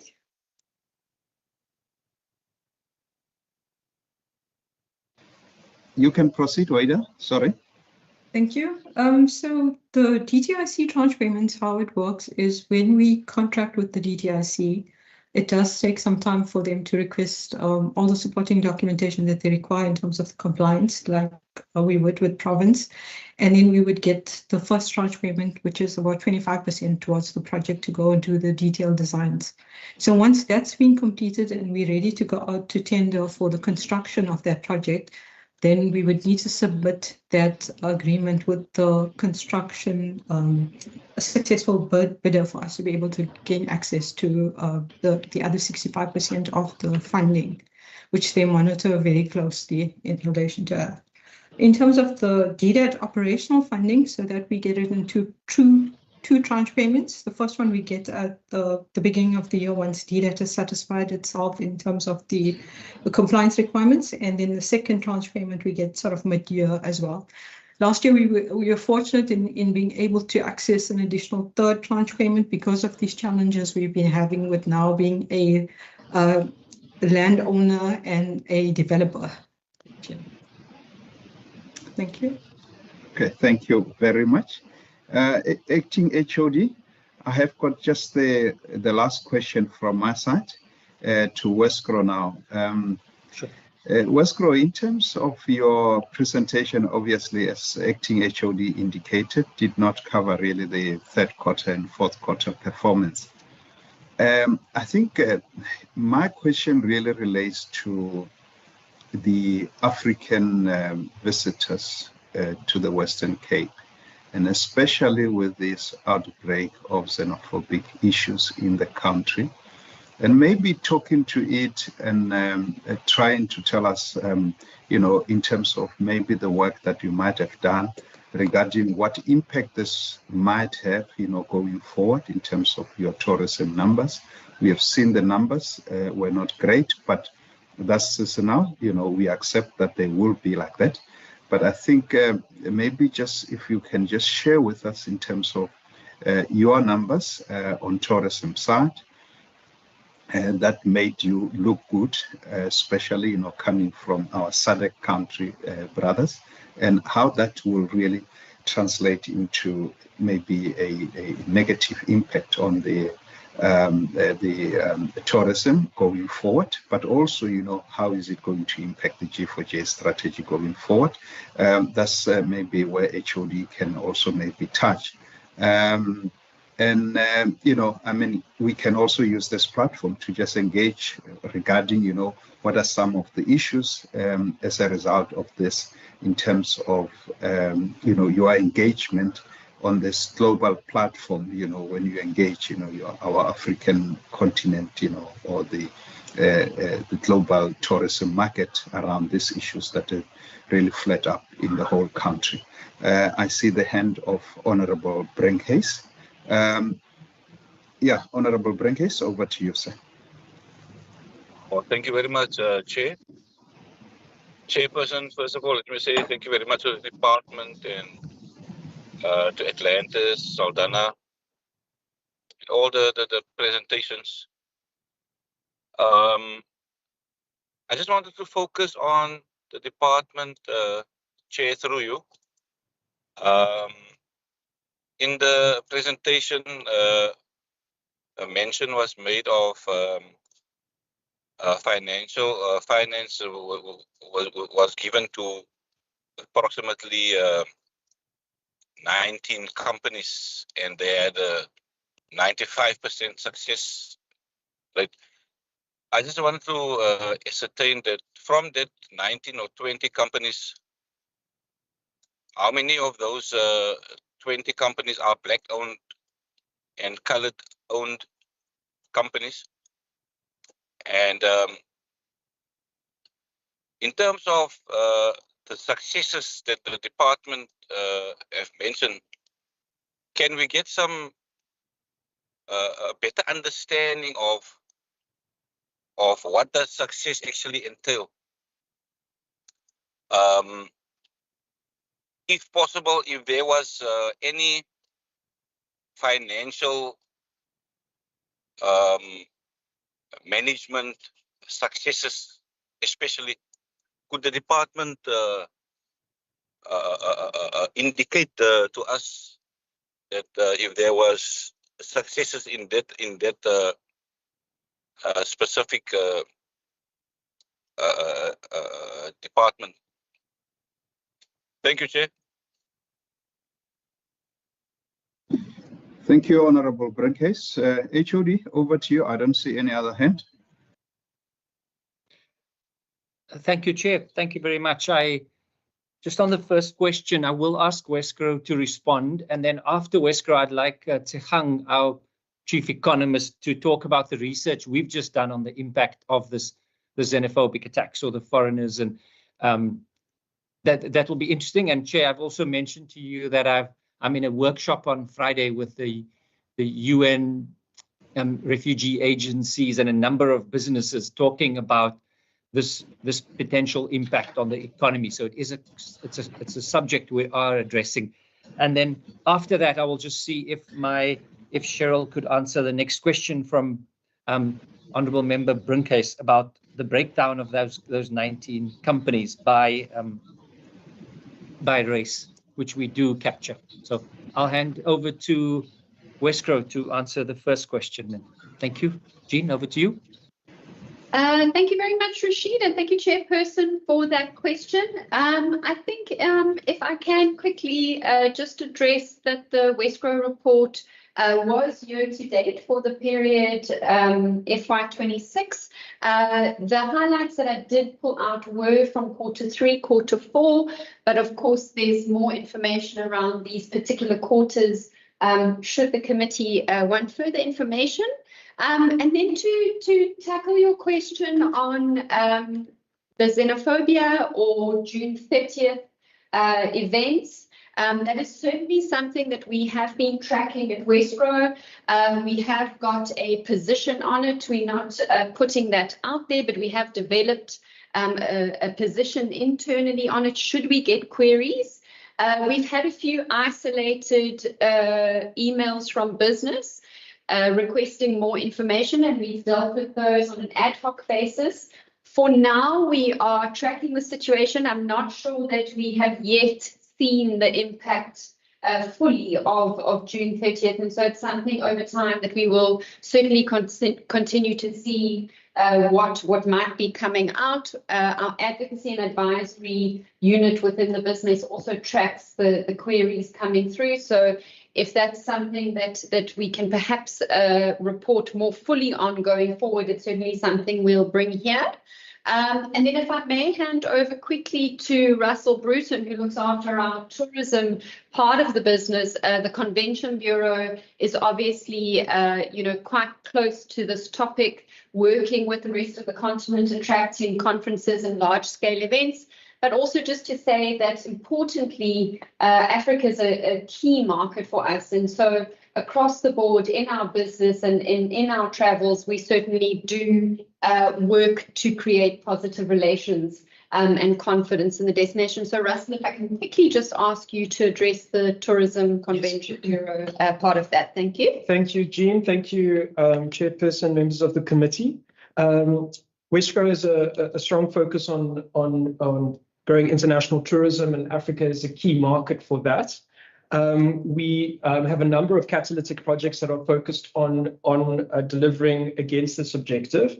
The first, as the committee would know, is Cape Town Air Access, and there's a strategic focus on connecting Cape Town to more destinations around the continent. As you saw in the report, the number of the direct routes over the financial year that we were reporting on were into African destinations, and we're making very good progress in new destinations that will soon be announced.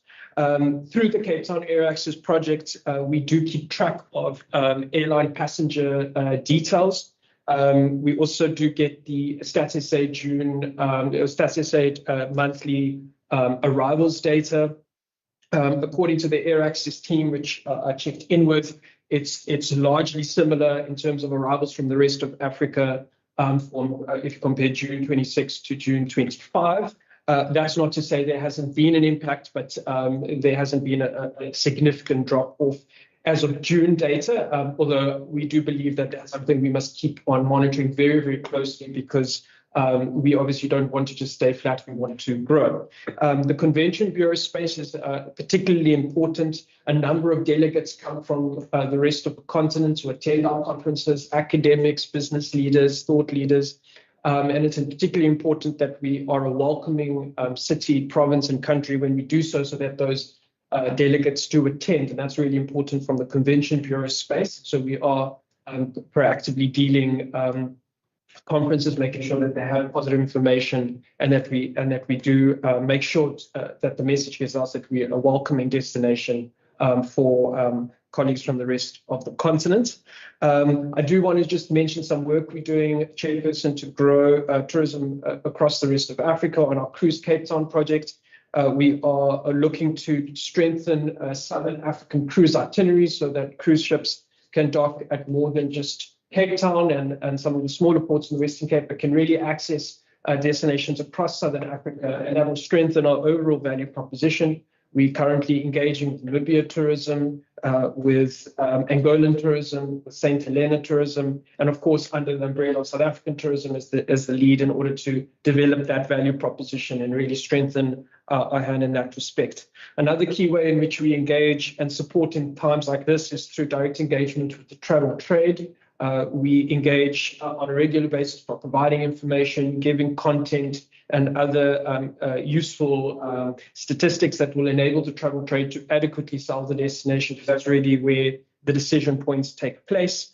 And we do, for example, have plans to engage in a key international Africa trade show taking place this coming financial year in order to do that. I think that covers more or less the Wesco response at this stage. Thank you, Jean. Thank you, Chairperson. Thank you, Russell. Thank you, Chairperson. Thank you so much. And Chair, it's really fortuitous that we did do a study and got ahead of it. So Chair, perhaps it's something we can even we can share this report with you. It's a 20-page report looking at the tourism export impact of the protest action. So, but I'd like to, if we have time, to just take us through some of the major findings of that report, which I actually just saw today. So it's very fortuitous that you ask it, So, could we hand it? Is that okay, Chair? Acting HOD, just a brief summary, and then yes. I think we can definitely, ask it to be presented. And maybe sure. On the 12th, when you come back with regards to the funding needed for Wesco, maybe that will be the right opportune time to do that presentation. But he can really provide us with a summary. Yeah. Good idea. So if you could present us just the high-level findings, and then we will present it in detail next week. Thank you. Noted, Chair and Acting HOD. I really will try my best. As Rashid mentioned, we did look at those 4 areas: tourism, exports. We also looked at the impact on attracting foreign skilled labor in our areas of scarce skill. And we actually said that economics is a futures game, so we don't expect to see very obvious impacts immediately. So what we did is we conducted a risk assessment, because we expect that the real impact will be felt in the future, because by now people have already booked their tickets, the B2B relationships have already been set up in terms of suppliers and so forth. And so this really, what we said is that it will affect our ability to expand further into the continent in order to reach our G4J targets, and also our ability to attract more African arrivals into the continent. So in terms of tourism, we said that of the top 10 countries visiting the province, Zimbabwe, Namibia, Lesotho, and Botswana are four of the countries within the top 10. And if we look at the spend, which I won't quote the numbers now because they're quite detailed, but if you do look at the spend, it tells us that on average about 1.14 billion rand lies at stake. So that the risk is 1.14 billion rand if we look at those top 4 countries. But Chair, we also said that it's important to note that we're not just talking about African countries, because there are many Africans in the diaspora living in the US, living in the UK, etc. And when those people also see what's happening within the country, they themselves may feel that it's not a safe destination. Secondly, we looked at the exports, the risk to exports as well. Namibia, Botswana, and Zimbabwe were highlighted as key markets and destinations. But when we drilled down to specific products, some countries such as Nigeria become quite significant for products such as apples and so forth. And there's a lot more detail, Chair, where that comes from. But because of time, I will just fast forward that. There are also some specific products that mainly export into Africa. For example, fruit juices last year, 60% of their products were exported into the continent. Apples 20% and so forth. So those are the products that are particularly at risk. Then one other thing, Chair, we also did interview some businesses, and we are aware of only one conference that we are aware of losing because of what happened. A conference that was scheduled to take place of 350 delegates in September of about 6 million rands worth of investment has been moved to Angola because of what was going on. We didn't hear about any other events or conferences shifted because of that. Chair, then finally, in summary, the response, at least from our minister's side, was to, in conjunction with Westgrow, and is to, because they're still planning it, in conjunction with Westgrow, look at the option of sending missions into certain countries. The conclusion and the resolutions taken at Cabinet were not to send any missions for now into Nigeria and Ghana because of the safety concerns, but to consider Kenya and Namibia. And then secondly, to have a business, to have a dinner with consulates from the consular corps from the African continent. And so those are still being worked on at the moment. But as HOD said, Chair, I can share the report and we're happy to present. Thank you. Thank you. Thank you, Tshegang. HOD, Elsa is actually able to respond to Member Brinkhuis's question about those 19 questions. She has the disaggregated facts numbers. Can we ask her to do so? I'll be very quick. Thank you very much, Chairperson. Thank you, Rashid. So of the 19, and we track it over the 4 years, about 68% of the beneficiaries were from a PDI. That includes 40% which were women-owned and 10% youth of those 19 businesses. Thank you. And Chairperson, through you, could I ask that Member Brinkhuis just repeat the second question about the financial successes? I really couldn't capture what he meant by examples of financial successes. Is it possible that Member Brinkhuis could please repeat that second question? Member Brinkhuis, over to you. Thank you, Chairperson. Chairperson, yes, regarding the financial successes is what I meant was the financial management. How well has the financial management been throughout the businesses? That's basically what I meant. Thank you, Chair. Thank you, Chair.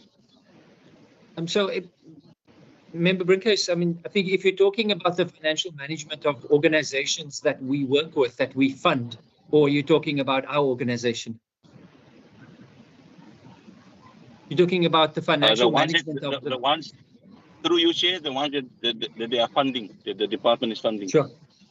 And Ilse, I wonder if you could comment on that, because maybe you could set some examples of that. Sometimes it's a bit earlier, it's a bit too early in the time of funding people. You need some more time to pass by to assess the successes after you fund them. But Ilse, could you comment on that for Member Brinkhuis, please? No problem. Thanks.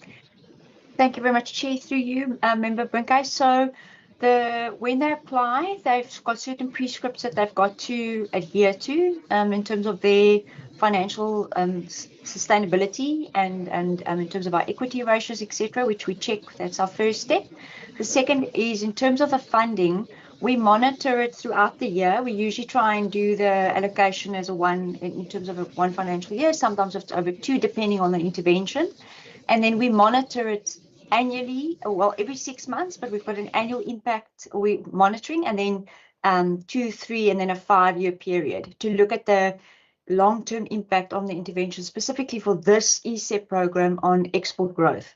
So that's what we monitor it over a longer period of time, because sometimes, let's say, for example, one of our beneficiaries with SA Wine, we implemented a support with regards to packaging or labeling, and they were going to a new market, which they've highlighted in their proposal, and that's what we've monitored. Has this actually resulted in more sales and export declarations? So it is monitored over quite a number of time periods. Thank you. Thank you, Chair. I think we've answered all the questions. Back to you. Thank you. Honorable Brinkhuis, are you answered? Oh, thank you very much, Chair. Yes. Yeah. Okay, I've answered. thank you. Thank you very much. Welcome, Honorable Ngondo. I know you were out in Chicago. Welcome back to South Africa. I see your hand is up. Yes, thank you so much, Chair, and I am extremely welcomed by your words. Chair, I just want to understand from the department, particularly on the slide regarding the work done on the regulatory reforms. I think they refer to it, or legal and regulatory reforms. One has been inquiring about some of the red tape and challenges of businesses in the informal economy. I want to know from the acting HOD, what work is the department doing to assist municipalities as they engage with municipalities to deal with these problems, bylaws in particular that are not favorable to the informal economy. So that's my first question. My second question is that I am not seeing, I see the different programs that are being done. I'm not seeing the work that the department is doing that is related to the G4J targets, both the job targets as an overarching outcome and as the growth projection.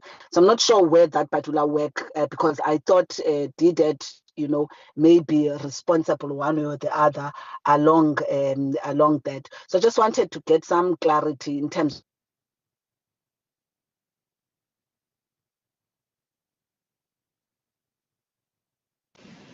Are you done, Honorable Ngondo? Where such is at. The last one, Chair. I just wanted to check with Honorable Ngondo, sorry. Yes. You might have to repeat some of the words because you cut somewhere when you were talking about. I just want to hear about what, and then we lost you completely.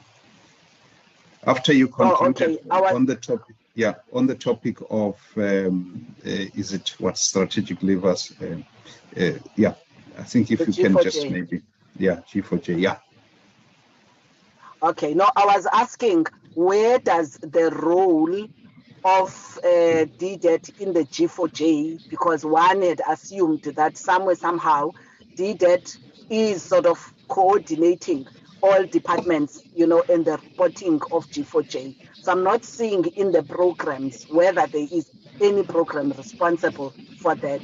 And lastly, given the achievement, the overachievement of targets in almost all programs, can we then say in the financial year, are we then using the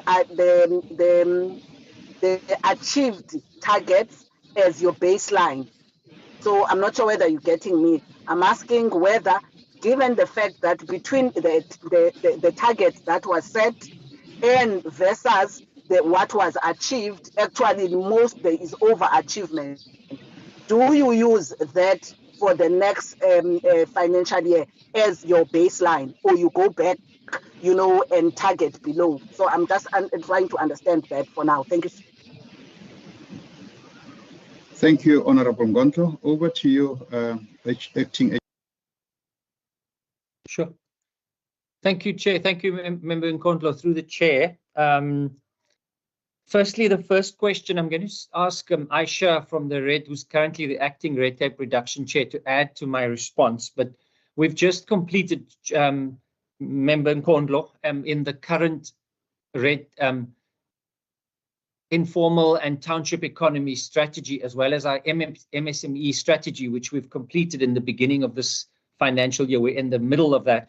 A huge part of that was identifying red tape and ease of doing business indicators and aspects that we know are restricting business from growing, particularly in those areas. But I'm going to ask Aisha to respond if they on last year, what was some of the work that we did, particularly in terms of regulatory reform related to some of the bylaws and some of the work we did in the rural areas and in the municipalities that have favored businesses in those areas. Aisha? And I was going to hand over to John, but am I correct that I'm not seeing John, the Chief Director? So Aisha, are you able to respond? Yes, I am. Good afternoon, members and Honourable Chair. Thank you, Honourable Member Nkondlo, for the question.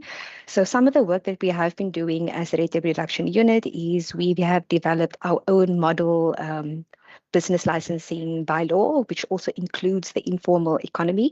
We are also continuing to provide comments to municipalities in terms of their own bylaws, and we can share 2 instances in terms of municipalities where we have provided support, and that is with Drakenstein municipality as well as Stellenbosch and the Spaza shop bylaws. We have also extended our support to other municipalities in terms of any regulatory support that we can provide to them, especially where it impacts the informal economy. I just want to make sure I've answered your question. Thank you. I'm comfortable with that answer, but we can see if Honourable Member Nkondlo would like a further follow-up. But let's move on to the second question. Elsa, if you could just speak to the G4J target question and explain how and in which space we report on those targets. Thank you. No problem. Thank you very much, Chair, through you, Member Nkondlo. So yes, they are contributed, but we measure and we've linked the impact targets of the G4J PFA goals in our 5-year strategic plan. So we report at an outcome level. So not what you saw today, what's mostly in terms of output, in terms of our APP, but the G4J target is reported at an outcome level. It is contained also where relevant in our annual report. And then secondly, we also track it through the impact pulse, the G4J impact pulse, in terms of the different outcomes and sub-outcomes of our 2030 and 2035. So it is there, but it was not reflected in terms of the APP. Thank you. And then I'll answer the last question, Honourable Member Nkondlo. Target setting, it's very tricky to do that on the basis of what you achieved in the previous year. I'll give you an example for the targets, the number of cases we hear in the tribunal. It's difficult to say that just because last year we had some success and achieved 30 cases instead of the target of 15, that we'll be able to do the same. But if you look at most of our achievements, we don't exceed the targets excessively, because you also are unsure when target setting for the next year, in the beginning of the year, what kind of budgets you might be allocated. So what we do is we do, yes, over a 5-year period, try to grow targets, but it's very unpredictable because it depends on in certain cases, external funding, like our financial targets. And in other cases, it depends on what you're able to achieve with your budget in a particular financial year. So no, it's not just a standard expectation that your overshot target can then become the target for the next financial year. Thank you. Chairperson, I'll hand back to you. Thank you. Chair, you're still on mute. Yeah, thanks. Thank you, honourable members. Is Honourable Nkondlo still on? I don't see her. I assume that she yes, is I'm still answered. here. Are you still? Okay. Are you satisfied with the answer, or are you having a follow-up, Honourable Nkondlo? I don't see you, but anyway, I see your hand. Yeah. Over to you, Honourable Nkondlo. Yes, Chair. I think this would be a discussion also when we deal with the annual report of the department. I hear what the acting HOD is saying, especially on the issue of the target setting, that it is not automatic. But surely, I think the HOD would agree with me that if you set a target and people are able to overachieve it, clearly that then demonstrates their capability within the resources, especially if that did not take or give an indication that there was any additional budget with everything else set if the department was able to overachieve all its target, which is something that it has been doing. And this is a discussion that is not new. It's a discussion we've been having with the departments, including with Auditor General. And one of the things from Auditor General that has been raised with us as members, that it is our duty and our responsibility to do these inquiries with the department around performance versus target setting. So perhaps this is a conversation that will repeat again and get to that. What is then stopping the department if you are able to achieve a target more than 30% of what you had set, why the baseline is not moving? So I think that for me is not a satisfactory answer. And that is why I'm saying perhaps it's a matter that we are going to discuss again during the annual report period. Thank you so much.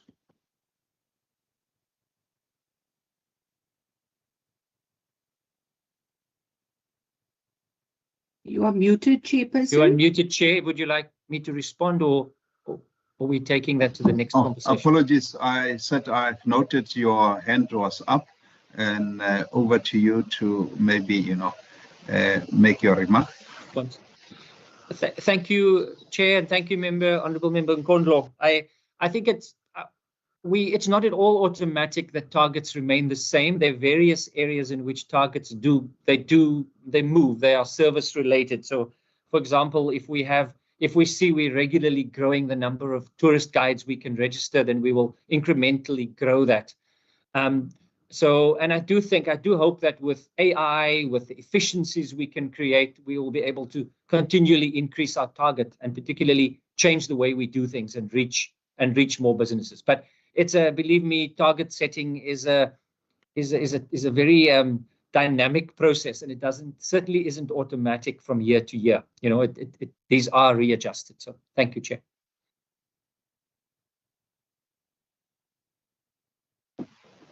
Thank you. Honorable Ngondo, is it a legacy hand?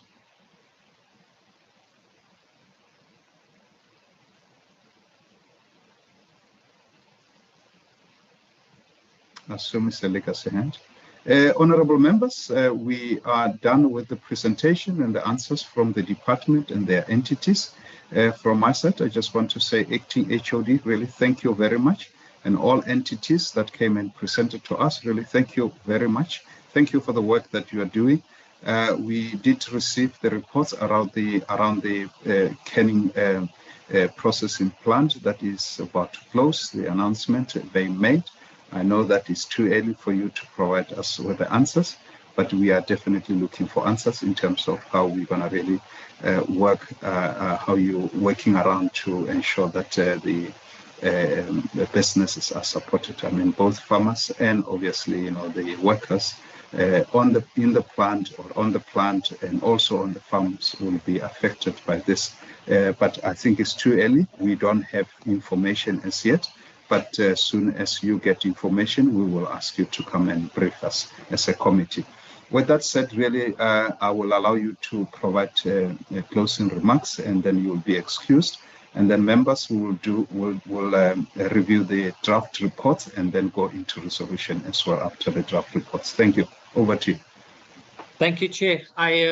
First of all, let me also appreciate the team that put this together. So each of the entities, Jean, Herman, and Matt, as well as Courtney and the rest of my team who prepared all this information. But mostly to members here today, we appreciate your leadership and your scrutiny, and we stand ready to engage and continue to engage and hear how we can do better.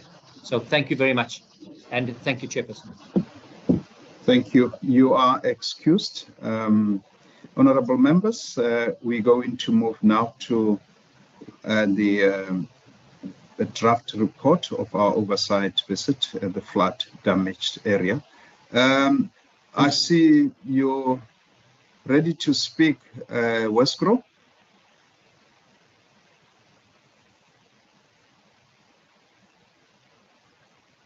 Apologies, Sharin. I saw it looks like Westgrove wanted to say something. Are they still on or are they left? Let me just check, Chairperson. I think they're off. They're all left. Yeah. Yes, Thanks. yes. I think you can fly the report.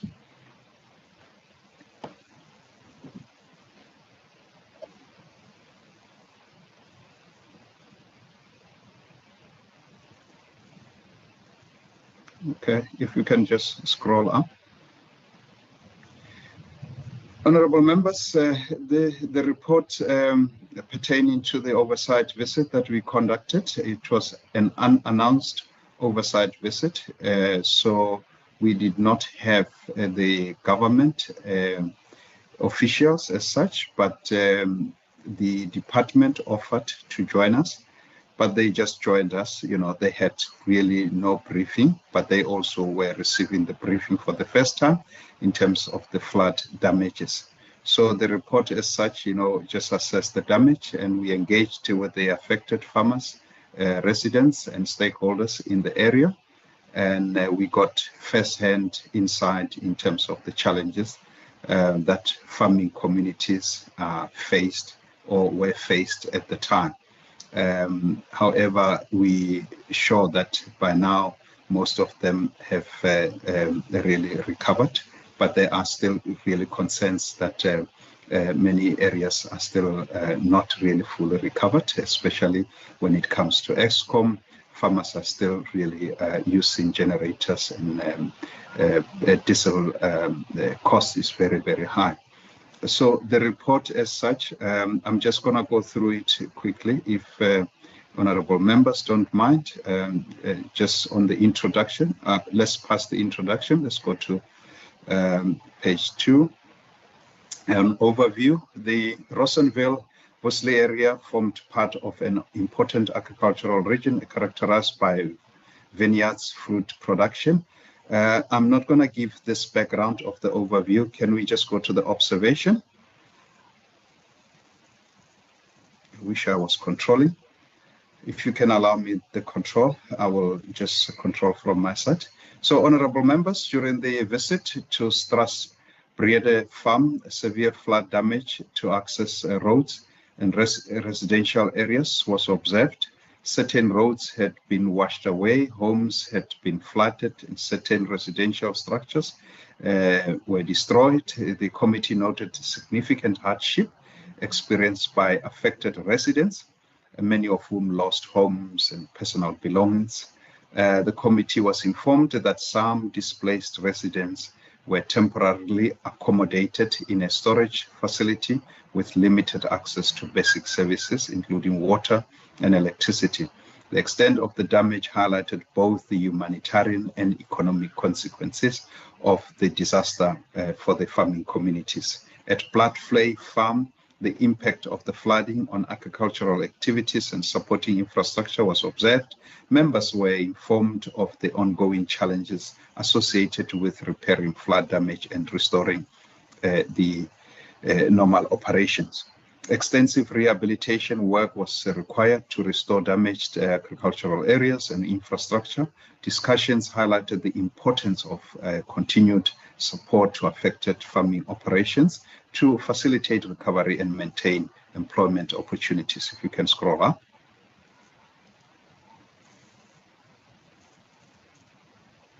Okay. Extensive rehabilitation work was required to restore, so I covered that. The committee was informed that the flooding had also resulted in significant job losses, particularly in the berry farming sector, where the anticipated seasonal harvest would ordinarily have created more than 2,000 employment opportunities. The visit to White Bridge Farm provided a particular stark illustration of the humanitarian impact of the flooding. Accommodation facilities and residential areas had been severely affected by the disaster. Residents had lost homes, personal belongings, and possession accumulated over many, many years. Particular concern was expressed regarding the circumstances under which vulnerable residents, including children and elderly persons, were living following the floods. The committee observed the emotional and psychological impact of the disaster on affected residents and noted the difficult conditions faced by the displaced families. The visit highlighted the significant social consequences of the disaster and the ongoing need for support to vulnerable communities as recovery efforts continue. The committee visited Weiserdrift Farm, situated near Rossonville. Members observed extensive flood damage to agricultural production, including vineyards and lemon orchards. members were informed that extensive damage to lemon orchards had resulted in large quantities of fruit falling and rotting, rendering the crop unsuitable for export and resulting in substantial financial losses. Although not covered here, but the estimated financial losses on that farm was about 10 million. The destruction of productive agricultural land and perennial crops highlighted the long-term consequences of flooding for both farm profitability and employment opportunities. The rehabilitation of vineyards and orchards will require significant investment and time. Members noted that unlike seasonal crops, vineyards and fruit trees could not be replaced quickly, and that the full economic impact of the flooding may only become apparent over several years. The damage to farm infrastructure was observed in the challenges facing farmers as they sought to restore agricultural production and secure the livelihoods of farm workers dependent on the sector, was also noted. The committee conducted an inspection of the flood-damaged bridge, but before I proceed with that one, on this farm in particular, the Eskom electricity was also a challenge. They did not have electricity at all, and the vineyards or the orchards are dependent on sprinkle irrigations, but obviously during winter season, they obviously rely on rainwater, but they did not have Eskom electricity there. At 3.5, the committee conducted an inspection of the flood-damaged bridge and road infrastructure in the Rossonville area. During the site visit, members observed visible structural damage to the road surface, including a significant crack extending across the section of the roadway. Due to safety concerns arising from the damage, the affected section had to be closed to vehicular traffic. The damage to the road and bridge infrastructure highlighted the severity of the flooding experienced in the area. It was further noted that transport infrastructure played a critical role in supporting economic activity within the agricultural sector, and that prolonged disruption may have significant implications for farming operations and surrounding communities. The committee was informed of the important role played by farmers, volunteers, community organizations, and private sector stakeholders in supporting affected communities.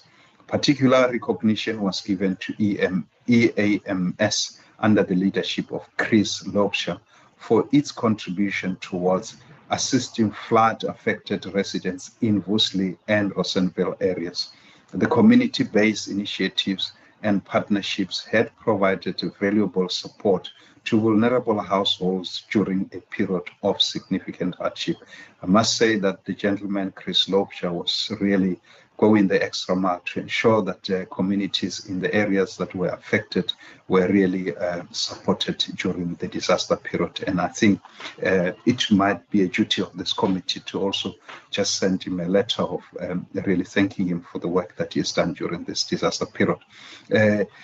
Point 3.7, during engagements with affected communities, concerns were raised regarding the availability of immediate humanitarian assistance, including food and essential supplies. Particularly for vulnerable households, the committee noted the importance of timely disaster relief response that minimize administrative delays during emergency. Number 4. So, honorable members, there were obviously resolutions that were proposed by Honorable Ngondlo. I said they mustn't be part of this report, just that, you know, the report is read out to members so that, you know, we can get concurrency from you in terms of the report as tabled. As I indicated, I think it is important that we just include the what we have observed as financial losses on the farms, and obviously the Eskom indications there. And I think we also had mobile clinics that were not able to access the farm, which we will possibly include in the report as the final draft is getting, you know, polished for adoption at next week's meeting. So, honorable members, this is the report before you. I would like before should I conclude and do the acknowledgement and then we put the resolutions last? Okay, I think let me do that. Conclusion, the oversight visit provided the committee with a valuable opportunity to observe firsthand the far-reaching impact of the flooding on both agricultural operations and farming communities in the Rossendale and Vosley areas. While the resilience demonstrated by the affected farmers and residents was evident, the committee remained concerned about the ongoing challenges associated with rebuilding livelihoods, restoring infrastructure, and supporting vulnerable households. The committee wishes to express its sincere appreciation to the farmers, farm workers, communities, local residents, government officials, community organization, and other stakeholders who participated in the oversight visit and shared their experiences and perspective. The committee is particularly grateful to those affected by the flooding who, despite enduring significant hardship and loss, took the time to engage openly with members and provide valuable insight into the challenges facing their communities. The committee acknowledges the efforts of relief organizations, volunteers, local businesses, and community leaders, including EAMS under the leadership of Chris Lobshaw, as well as Ms. Betana of Wetzenberg Justice Center for their contribution towards supporting affected communities during the recovery process. So that is the report before you, honorable members.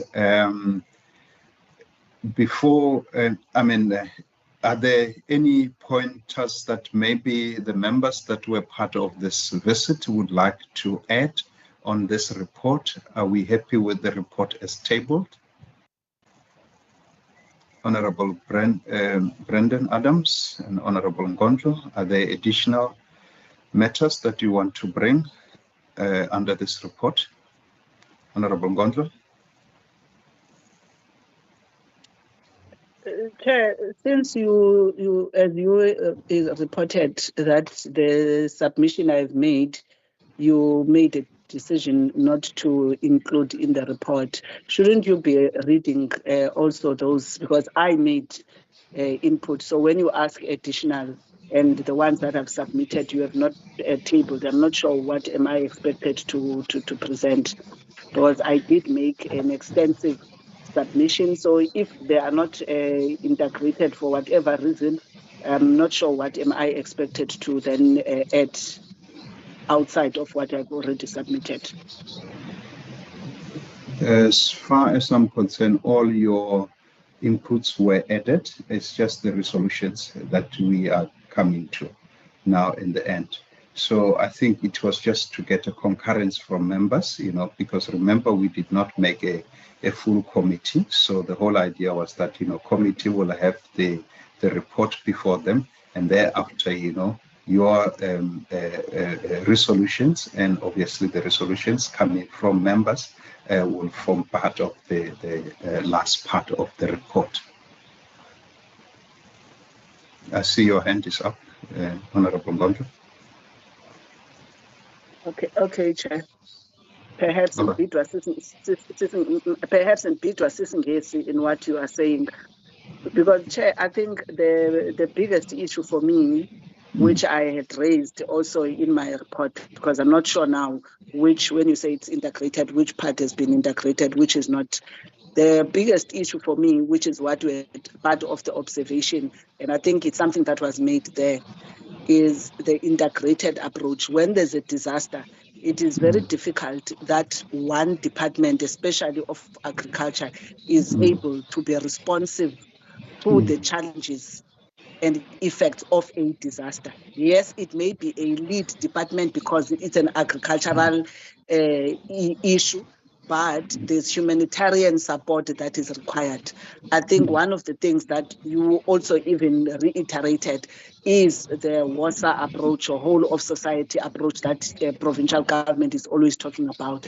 I think for me, it's something that I don't know in terms of the specific, how could we put it, but we need through a disaster approach that must have that whole of society approach, because yes, to respond to the farmer because the harvest is destroyed. What is destroyed is the harvest, but there are other things, including, I think with one of the farmer of that citrus, we could see, you know, the emotional strain that was that he had to go through to just go and see his harvest destroyed and the equipment.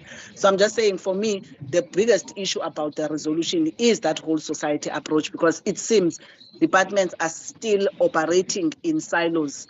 Two, I am not sure, Chair, in terms of resolution, how do we deal with the budgetary realities? Because the damage of the floods versus what is available, I don't think it's money that the state, you know, has, whether it would have been, you know, sufficient, but I don't know how we deal with that. But also we would need, I think this was discussed, we would need to bring in some conversation. I'm not sure whether we say that must be done by DDET or by agriculture, the insurance companies. At some point, we really need to bring the insurance companies into the fore, because disasters are going to be with us for a longer time, and perhaps some kind of a differentiated insurance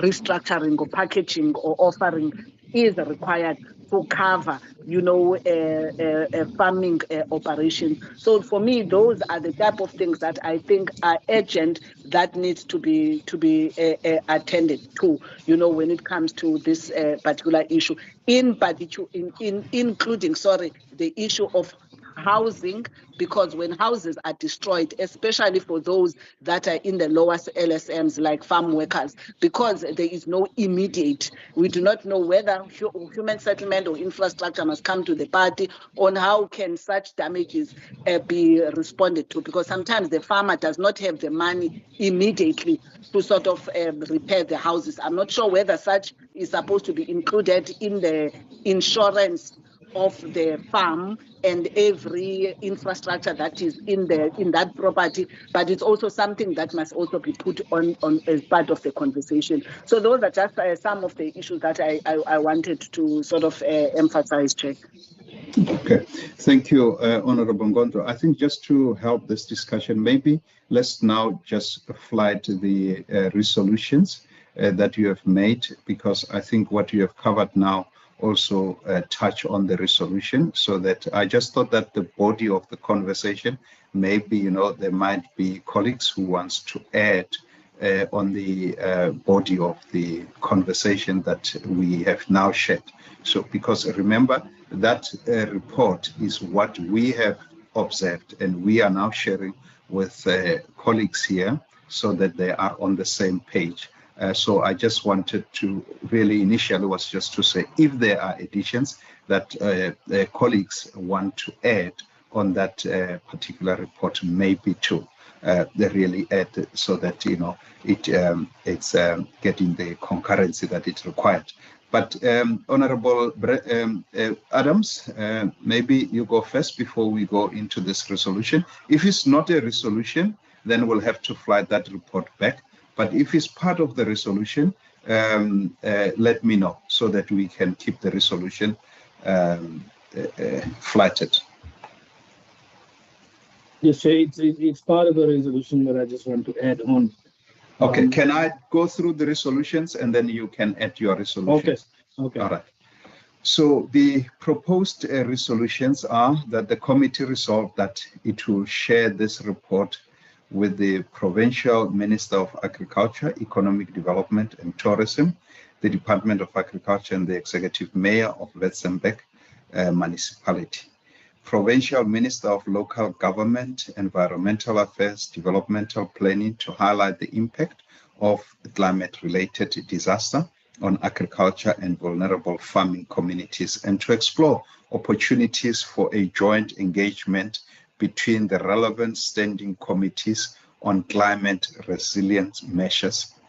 4.1.3, Provincial Minister of Social Development to facilitate engagement with community-based disaster relief initiatives, including AMS, regarding opportunities for collaboration in disaster response. The committee further resolved that it will write to the Premier with copies to the provincial ministers responsible for agriculture, infrastructure, economic development and tourism, social development and local government, requesting information on the implementation of a whole society approach to disaster response, including measures to provide temporary shelter for displaced residents. 4.3, the committee requested that the Department of Agriculture provided with a report on interventions undertaken to support the affected farming communities and agricultural enterprise. 2, Witzenberg municipality provided with feedback on municipal intervention undertaken in the affected areas.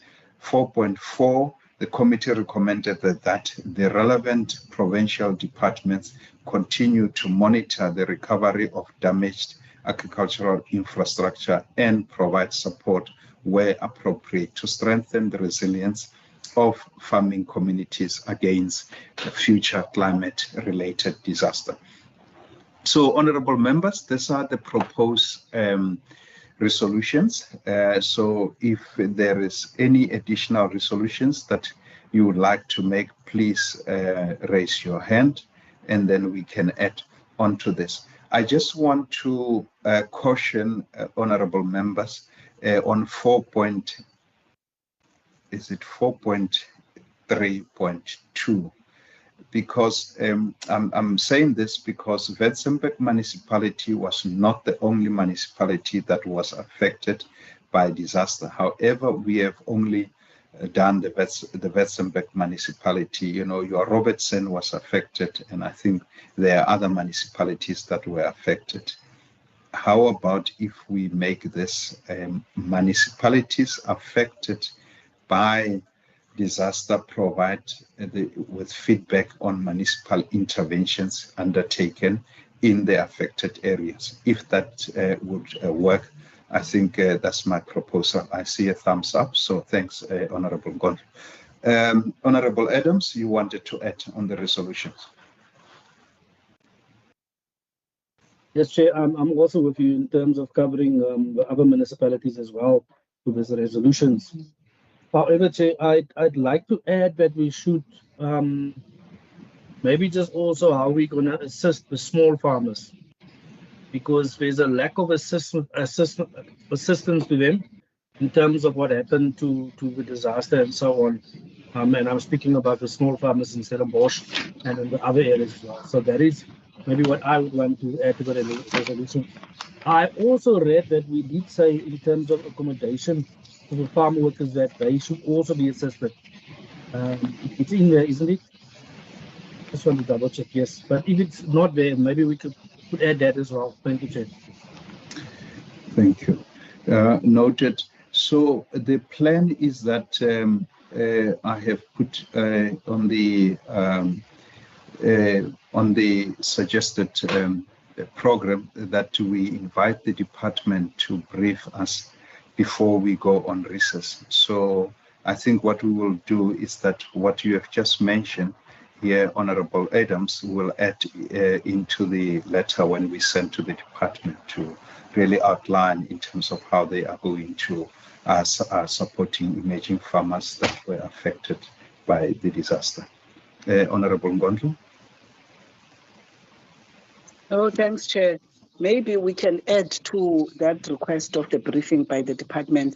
I think one of the things into the medium to the future, Chair, we may need to request the Department of Agriculture with the Department of Local Government, perhaps to look at what are any case study of a country, you know, whether in the continent or outside, you know, that has got similar weather or experiences like what we are having, if there is any consideration of any twinning for sharing lessons, you know, because this issue of the disaster and the losses that gets to be experienced by people is just, you know, too much, both in terms of the coffers of the state, but also the humanitarian losses. So I think it's something that I'm just throwing for us to, maybe they'd already done that. It's just to understand if there's anywhere they could actually learn as we navigate this space of, climate change and resilience thereof. Thanks, Chair. Yeah, I think for me, really top of my mind, the two countries that are affected by this, or the two countries and region, is USA. California is highly sensitive to climate change, and obviously Australia is one of them. So those are the two countries, but I think California, we already have got a twinning agreement, and maybe Australia is one area that we can look at. Sure, I do agree with you fully there. Honorable members, with that, we're done with the report and the resolutions. Are there any other matters that members want to raise before we move to resolutions?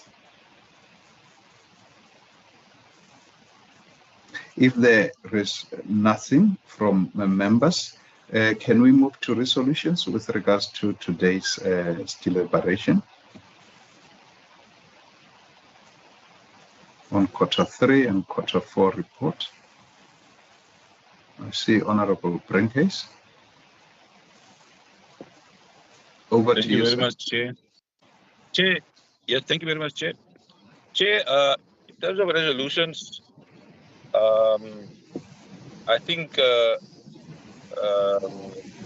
if we can engage the department to advise us, and I know also for a fact that the Western Cape has a research department, and if we could possibly engage the research department also, or to have them present in our next meeting to address the matter of agriculture engagement with the citizens of the Western Cape. Most of our citizens in the Western Cape, like any other province, they have more interaction with the municipalities than with the legislators.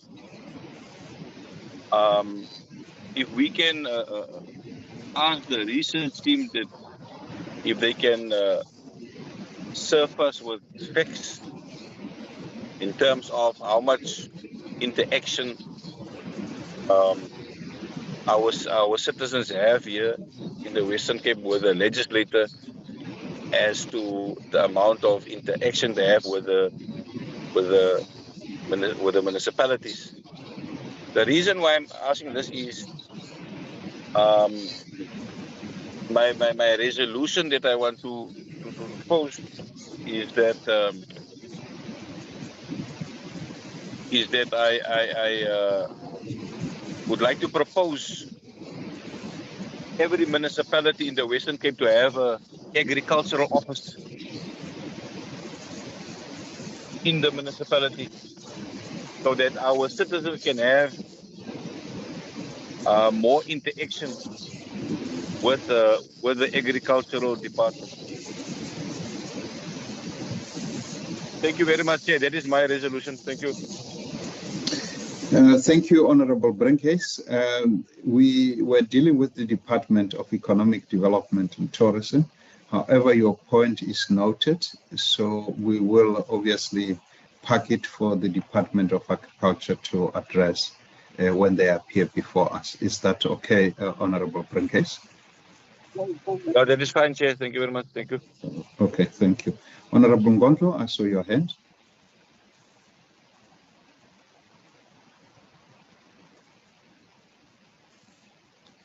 Honorable Ngondlo. Oh, sorry, I'm muted. My apologies. Thank you, Chair. Chair, I would like for us to request our research to really look at the targets in the different programs of DDED versus the achievements. And they could go back in terms of doing that analogy or analysis, so that in our discussion for the annual report, we can bring this conversation once again about the baseline. I got the response of the acting HOD. 1.1 continues to raise is that it is not justifiable for the department to always set targets below what has been proven capacity of the department in terms of delivery. So I don't want to have this conversation now as if it is me versus them. Can we request that the research unit produces this so that we can demonstrate to the department that this is the issue? Because surely if you are able to achieve above 30% year, quarter in and quarter out on your targets, why are you continuing to set targets, or you set your baseline below? So this is an issue that I would like, because this goes back to a matter when one raises in with the AG brings it back to the committee and say this is a conversation we are supposed to have with departments during the target setting or during the annual plans. So I want to start that conversation now so that when we conclude, the annual report, and then we are looking forward to the new annual plans, we are in the same wavelength with the departments on this matter. Thank you so much. Thank you, Honorable Ngontlo. You got that one, Shireen? I got that one, Chairperson. Thank you. Okay, thank you very much. Honorable members, I think if we are done with the resolution, now we can move to a couple of announcements. So we have got a trip to Citrusdal, which is taking place on the 11th. Where we are having a Citrus Growers Association annual Citrus Day. That will be on the 11th. And on the 12th, we will have a visual meeting to receive that briefing that we have been asking, or we have asked Wesgro and Department of Economic Development and Tourism to provide us with. And then we have also asked additional slots. So on the 14th, if we are successful, we'll have additional slots to engage the department. The item on the agenda will be discussed, will be shared with you, honorable members. And I think we have also asked is it the 18th? Shireen, are you able to see the dates there by you? I don't. No, Chair, I don't have the parliamentary program in front of me now, but I will check the dates for the additional briefings. But that's what we are requesting from the parliamentary program. If we can get, then we'll get, and then we would have really completed our quota before we go on the election campaigns. With that said, honorable members, this brings us to the end of the meeting. And thank you very much for your participation. I think Shireen will want to make this announcement that we will leave at 6:30 in the morning, which I've been protesting about for a long while. So we'll leave 6:30 in the morning, honorable members. Please make sure that we are there at WCPP at 6:30 so that we can make it on time. The Citrus Grower Association event starts 9 o'clock sharp, so we need 2 hours on the road. And as you know, that is quite misty now, and we definitely need to make sure that we leave a little bit early. I see your hand. Was that, did I cover what you wanted me to cover? No, Chair, if I had my way, we'd leave at 6 o'clock or earlier, but that's fine. 6:30. I don't want to get into trouble with members. But I just wanted to... I love 7 o'clock, but anyway. No, not 7, Chair. But I just wanted to ask, the minutes of the 2nd of June and the quarterly report, are we going to adopt that at the meeting on the 12th? I think we have got only one item there, then we can adopt on the, and maybe that xenophobia, presentation. Those are the 2, obviously, then we can do it on the 12th. We will have enough time. Okay, great, Chairperson. All right. Thank you, honorable members. Thank you very much. You have a lovely afternoon further. God bless. Thank you, Chairperson. God bless you too. Bye. Blessings, everybody. Thank you, Chair.